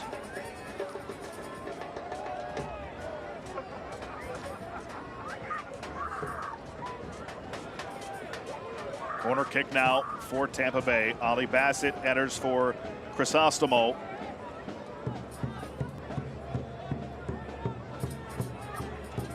Bassett, fresh off the bench, will take this corner. Can Tampa Bay pull off the miracle? Converting on this corner will be a good start. It's whipped in. Zamudio punches it out. Stays alive for Guillen. Pounded into the grass. All the way out to Hilton. Hilton flicks it towards Zamudio, but nobody home in green and yellow.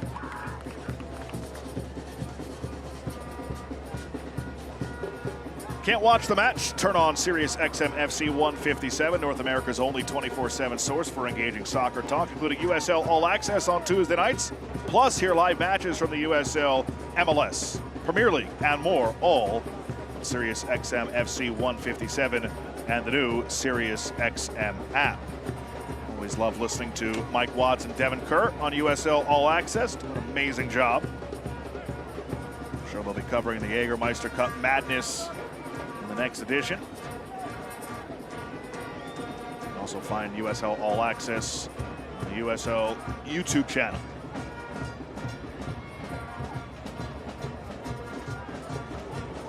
Here comes Tampa Bay. Bassett wide for Wyke.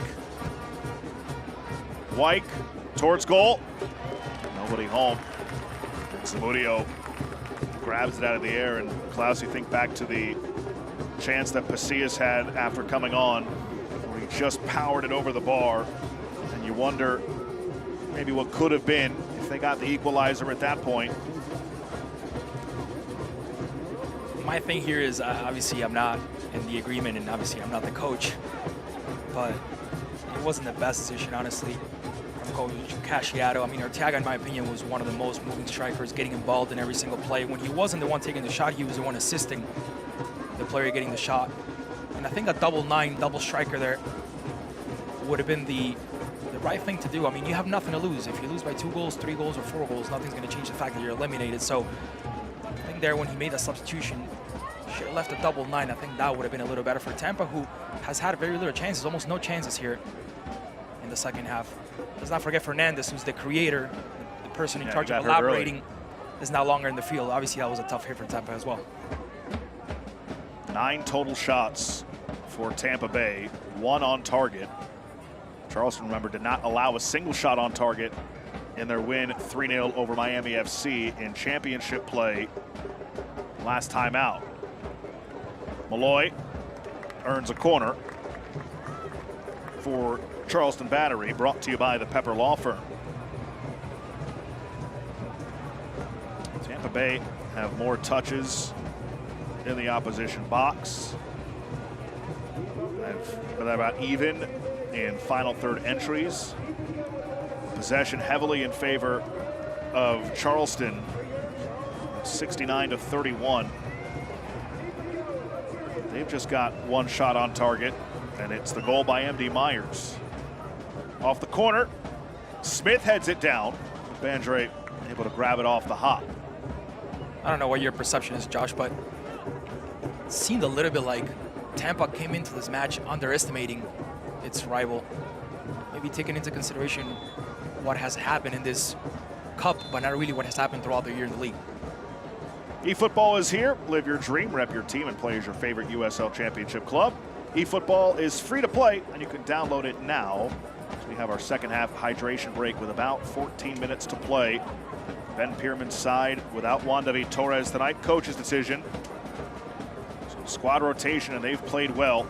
They've only lost twice across all competitions at Patriots Point this season, and they are about 13 minutes away from a clean sheet against no quarter derby rivals Tampa Bay. Let's see how Charleston got on the scoreboard tonight.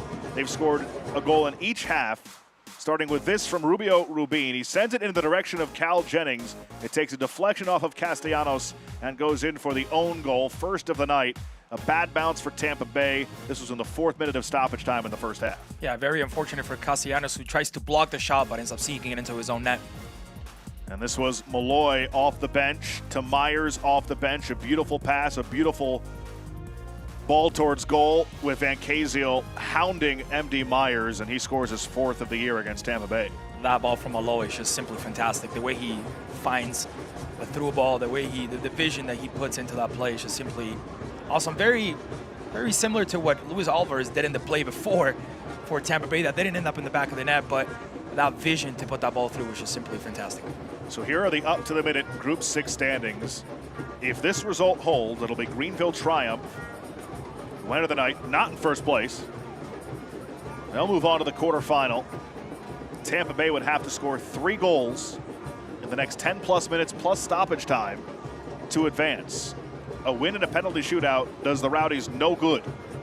Tense moments on that Tampa Bay bench for their new head coach, Dominic Casciano. This is his 3rd match walking the touchline. Introduced back on July 8th, the former Union Omaha coach. Can Tampa Bay pull off the miracle and keep their Jägermeister Cup dreams alive? Or will it be Greenville triumph advancing? USL Championship and League One are on CBS Sports and ESPN platforms all season long. Catch live matches and expert analysis every day on the CBS Sports Golazo Network and ESPN Plus. Go to USLChampionship.com or USLLeague1.com for the complete USL TV listings. That's one of the things we were looking at right before that second goal came. Trying to analyze and look at the numbers, but even with a penalty shootout win here from Tampa, would it be enough just because of the fact that there's teams sitting on second place on different groups with more points than Tampa Bay? So automatically that would have ruled them out. The only option here is to score 3 goals. I find it very difficult, and as I was saying, Josh, I think they walked into this match underestimating a little bit the opposition, not knowing what Charleston can do or what has done here at home, and I think that definitely put a bad role on them.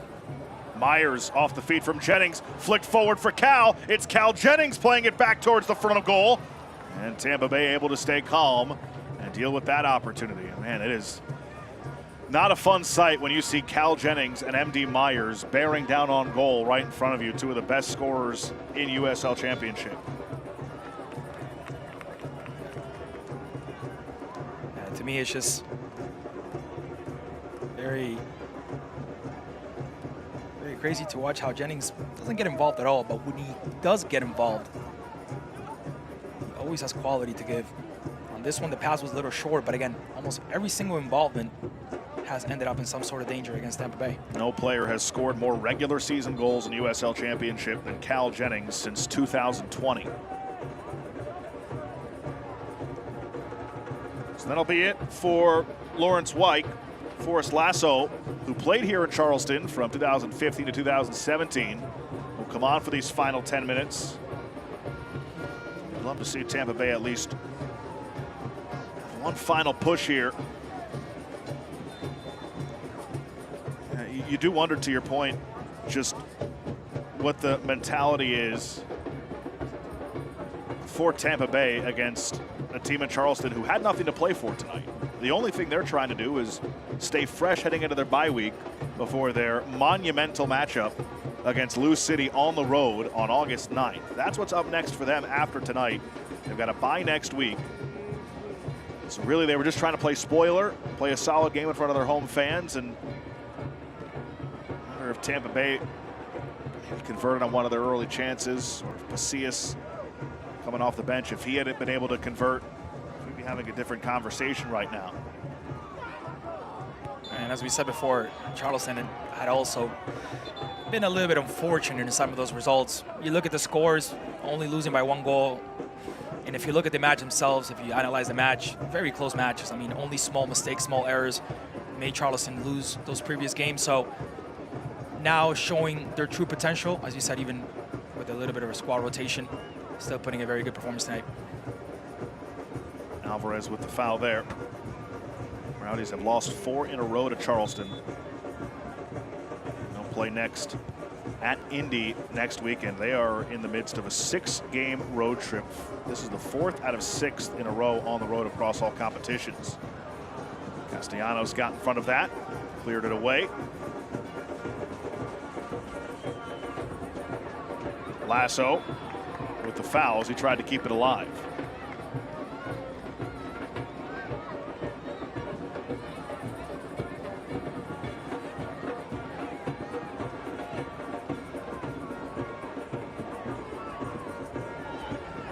Battling there with Graham Smith.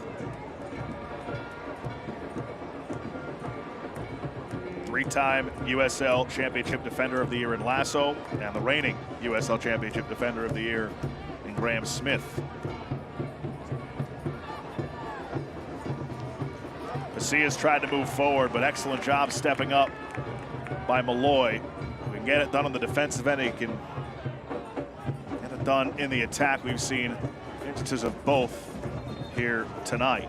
It's been a fantastic performance by Malloy in the second half. He's coming in, puts an assist, puts a little bit of attitude there on the middle, cutting off the possibilities from Tampa. There it is. Very strong tackle. That's what I like to see from a defender, from a midfielder. Look at that. No hesitation at all. And let's not forget about that free kick that hit the crossbar as well. So it's been a very good involvement for number 6 in the second half. Alvarez takes the lead ball. Alvarez plays it towards the middle for Pasillas. Rubens Pasillas off the post, and then Lasso fires it high. That kind of night for Tampa Bay. I remember when I mentioned as soon as the second half started, why are we not seeing Pasillas in the field now? Why are we waiting 10, 15 minutes to see him? Well, the 2 most important chances created by this Tampa Bay side half came off the foot of Pasillas. So I wonder what would have happened if we would have seen him a little earlier, maybe even from the kickoff. But again, a player that every time he's in the area, he creates big things. Cal Jennings will come off in favor of Douglas Martinez. This substitution for the Battery brought to you by Publix, the place for game day subs and all your tailgating needs. Publix.com. Chicken tender subs for everybody. Maybe on Klaus afterwards. Yeah, that's my favorite. Can't go wrong with that. By the way, Battery matches are the perfect place to make lifelong memories with your friends and family. Your group of 10 or more can enjoy discounted tickets, inclusive on-field experiences, and private hospitality areas to catch the match. Visit charlestonbattery.com to learn more and plan a memorable night at Patriots Point. Douglas Martinez, another former under-20 from Honduras, former Indy 11, Sacramento Republic. Pasillas trying to wreak havoc once more. He has hit the post and he sent one inches over the bar. Myers went down. Myers has the second goal as we hit 5 minutes to play before stoppage time here in Charleston.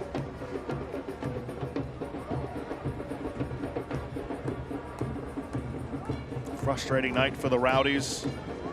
Unfortunate night as well. Yeah. Look what happened in the first half. They were the ones creating the most chances. They got very unlucky with that own goal. They got very unlucky with losing one of their main stars in the first half. So it hasn't been the most ideal night for this guy right here and his team. And honestly, for Charleston, nothing fancy from them tonight. The one moment from Malloy to Myers, which was quality, of course, but just a solid no nonsense type performance from Ben Pierman's side to this point. And one of the things that we talked about before the game kicked off that they needed to fix was the defensive side, and they did. They were pretty solid in the back. Keeper really didn't have to get much involved, but as far as the four in the back, very solid, not allowing any space, and keeping a clean sheet, which we said was going to be one of the keys so far, has been one of the keys. Skinner towards Zamudio, and he falls on it. And just to further that point, the month of July, Charleston have only conceded 1 goal, and it came in their 2-1 win on the road at New Mexico United. A clean sheet to kick off the month of July, 0-0 draw at Birmingham, a 1-0 win at home against North Carolina, a 2-1 win at New Mexico, and then last week 3-0 against Miami.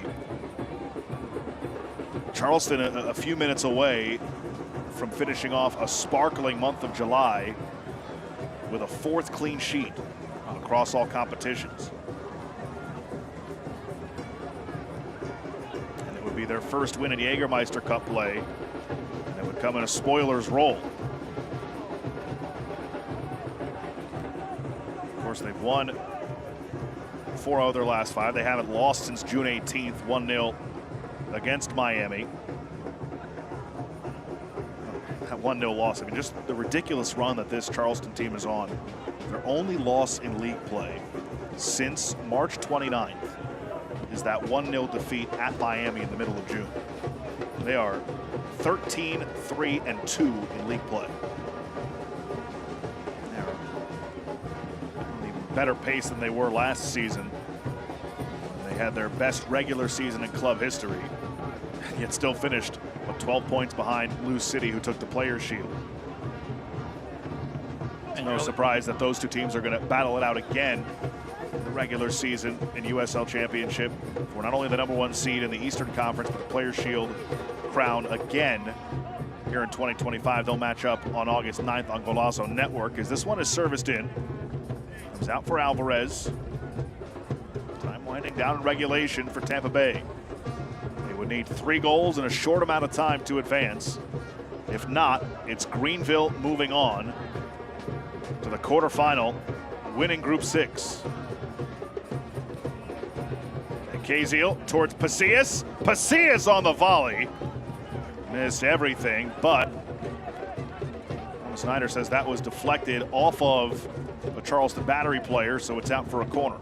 Even in those 2 plays that Pasillas had, this one and the one before that hit the post, you can see how the defender's right on top of him. There's literally no room for him to finish, no room for him to play. And that's one of the things we were highlighting before, how strong and solid this back 4 has been for Charleston this evening. Ollie Bassett will send the out swinger towards that sea of bodies.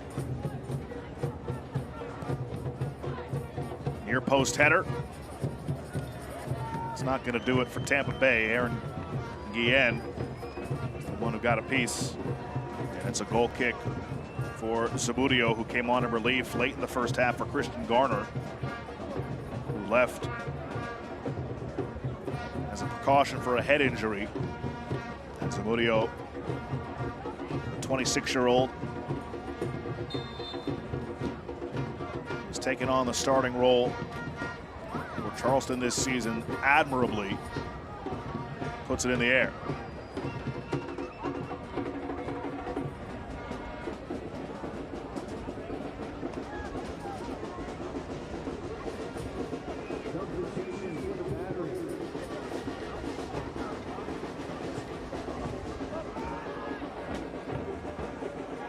Other than the substitutions in the goal, we didn't have too many stoppages, unlike the first half where we had 10 minutes. So probably looking here at 3, 4, 5 minutes, no more than that. Stoppage time brought to you by MUSC Health Sports Medicine. We'll have 4 minutes of stoppage time in this second half. 4 minutes to score 3 goals for Tampa Bay. And they get it started with 1. Don't go anywhere yet. It's Joey Skinner off the bench, onto the score sheet in the first minute of stoppage time. Tampa Bay has some late life. 2 more, and they're on. It was a wonderful ball from the left side, crossed into the box, and the header is even better. Nothing Zamudio could have done about that one, as he was going towards one way and the ball was going towards the other. Here it is. Wonderful ball. Look at the effect. Dos Santos not able to get to his mark. ball right into the back of the net. Not a lot of time for Tampa, honestly, but we've seen miracles before. Joey Appanonu, some fresh legs coming on for the Battery. Arturo Rodriguez comes off. Tampa Bay making things interesting here late. Remember, Greenville Triumph sitting atop Group 6 at the moment. Tampa Bay needs 2 goals in the next 3 minutes to advance. A win in a penalty shootout does them no good. That Charleston sub brought to you by Publix.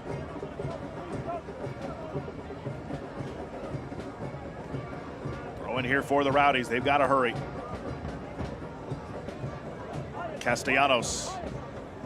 Skinner has given them some life in the first minute of stoppage time.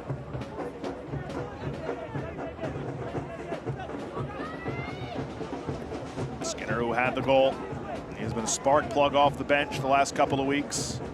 The match against Hartford really changed once he and Pasillas, Nick Moon came on. Pasillas has made an impact in this second half, just hasn't been able to find the back of the net. And Skinner, of course, has just scored. It's Malloy, assisted on what is now the game-winning goal from MD Myers, way back in the 71st minute.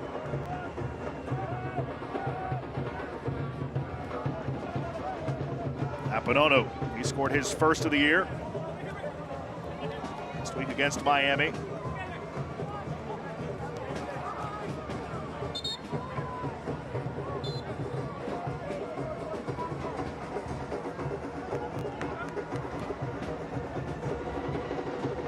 Malloy moves it for Landry. Skinner hounding him. This is excellent work here from Charleston. Tampa Bay can't even get control of the ball. And they need 2 goals. 2 minutes. Less. The foul given here. It'll be a free kick for the Battery. Brought to you by ProLift Garage Doors.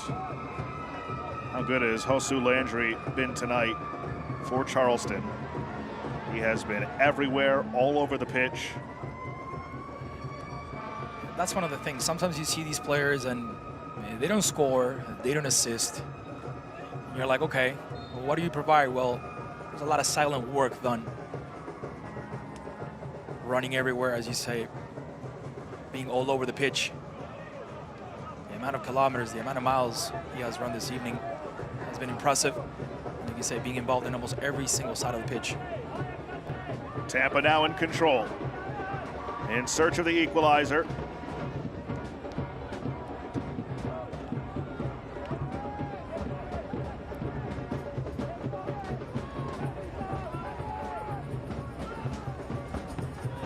Long one towards Zamudio. 3 men marking Pasillas. And that might be the last gasp for Tampa Bay.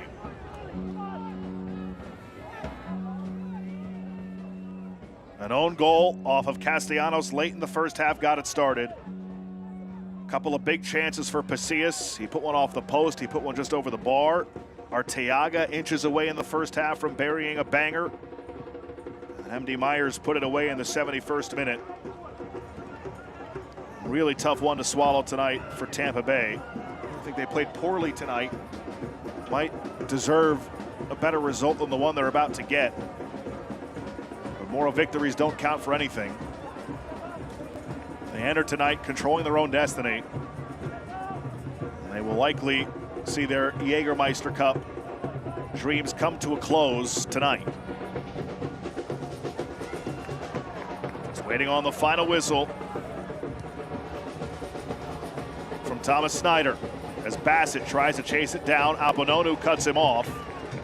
And that's out for a goal kick to Zamudio and Charleston. And there is the final whistle. Thomas Snyder blows it, and this one is over.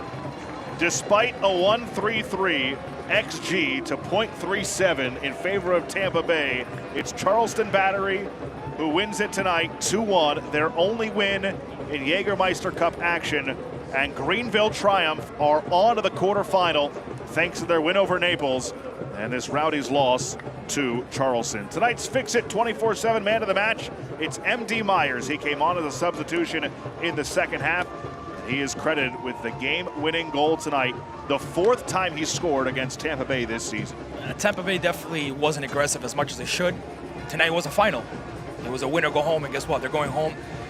I don't think coach was aggressive enough with the substitutions as well. They didn't put enough weight inside of the area. They didn't make enough impact, and Charleston ends up taking this win, kicking and leaving Tampa without the chances of qualifying into the next round. Charleston Battery plays spoiler successfully tonight against their no-quarter derby rivals, Tampa Bay, allowing Greenville Triumph to move on to the quarterfinal. We'll have more from Mount Pleasant after this. 2-1 is the final. Charleston defeats Tampa Bay. What do you want? What's that really good non-alcoholic beer I keep hearing about? Do you have that really great non-alcoholic beer that I keep seeing? Do you have a non-alcoholic beer that actually tastes good? It's athletic. You're holding it. You mean athletic? You're looking at it. I think you mean athletic.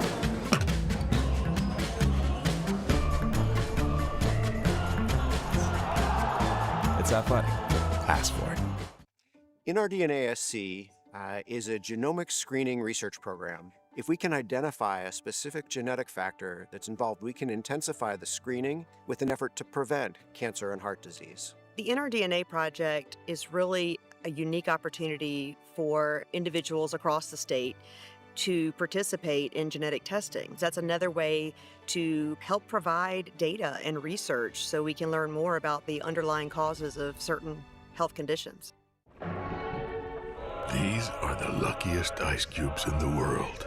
They could have been a thankless bed for an all-you-can-eat salad bar, but instead, they've been called upon to cradle and cool a crisp, refreshing Dos Equis.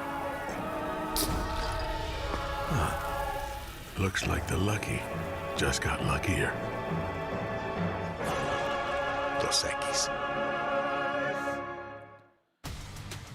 Welcome back to Patriots Point. The final score tonight, Charleston Battery 2, Tampa Bay Rowdies 1. The Rowdies Jägermeister Cup dream is over. They entered tonight needing a win in regulation, and that's it to advance. Instead, it's Greenville Triumph who moves on from Group 6 into the quarterfinal. Tough one to swallow tonight for Tampa Bay. They made it interesting late, but it was not enough. Greenville Triumph are moving on. Josh Appel, Klaus German with you as we take a look at our match highlights. The scoring got started late in the first half in stoppage time. Been a quiet night, most of it for Charleston. It was Rubio Rubin who sent the ball out in front into traffic. It looked like Jennings might have gotten a piece against his former team, but it was Castellanos with the own goal.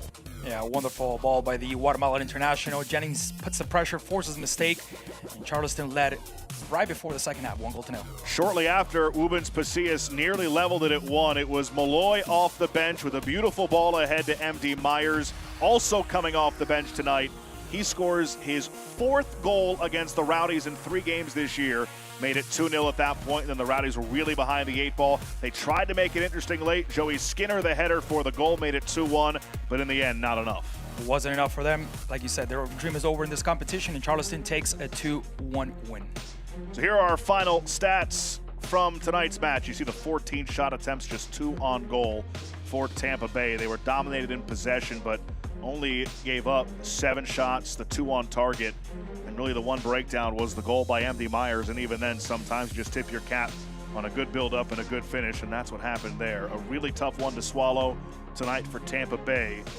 They will play in league play next on August 2nd next week at Indy 11. As for Charleston, their Jägermeister Cup dreams ended a while ago. They were just playing spoiler tonight. They are off next weekend and back at it for a monstrous matchup at Lynn Family Stadium in Louisville against Lou City 2 weeks from now on August 9th. That'll do it for us here from South Carolina. Charleston Battery victorious 2-1 over Tampa Bay, ending the Rowdies' run in the Jägermeister Cup. Greenville Triumph is moving on from Group 6. For Klaus German and our entire crew, This is Josh Appel saying so long. Thanks so much for joining us, and have a great rest of your Saturday night. This copyrighted telecast of the United Soccer League cannot be retransmitted, rebroadcast, or reproduced without the express written consent of the United Soccer League.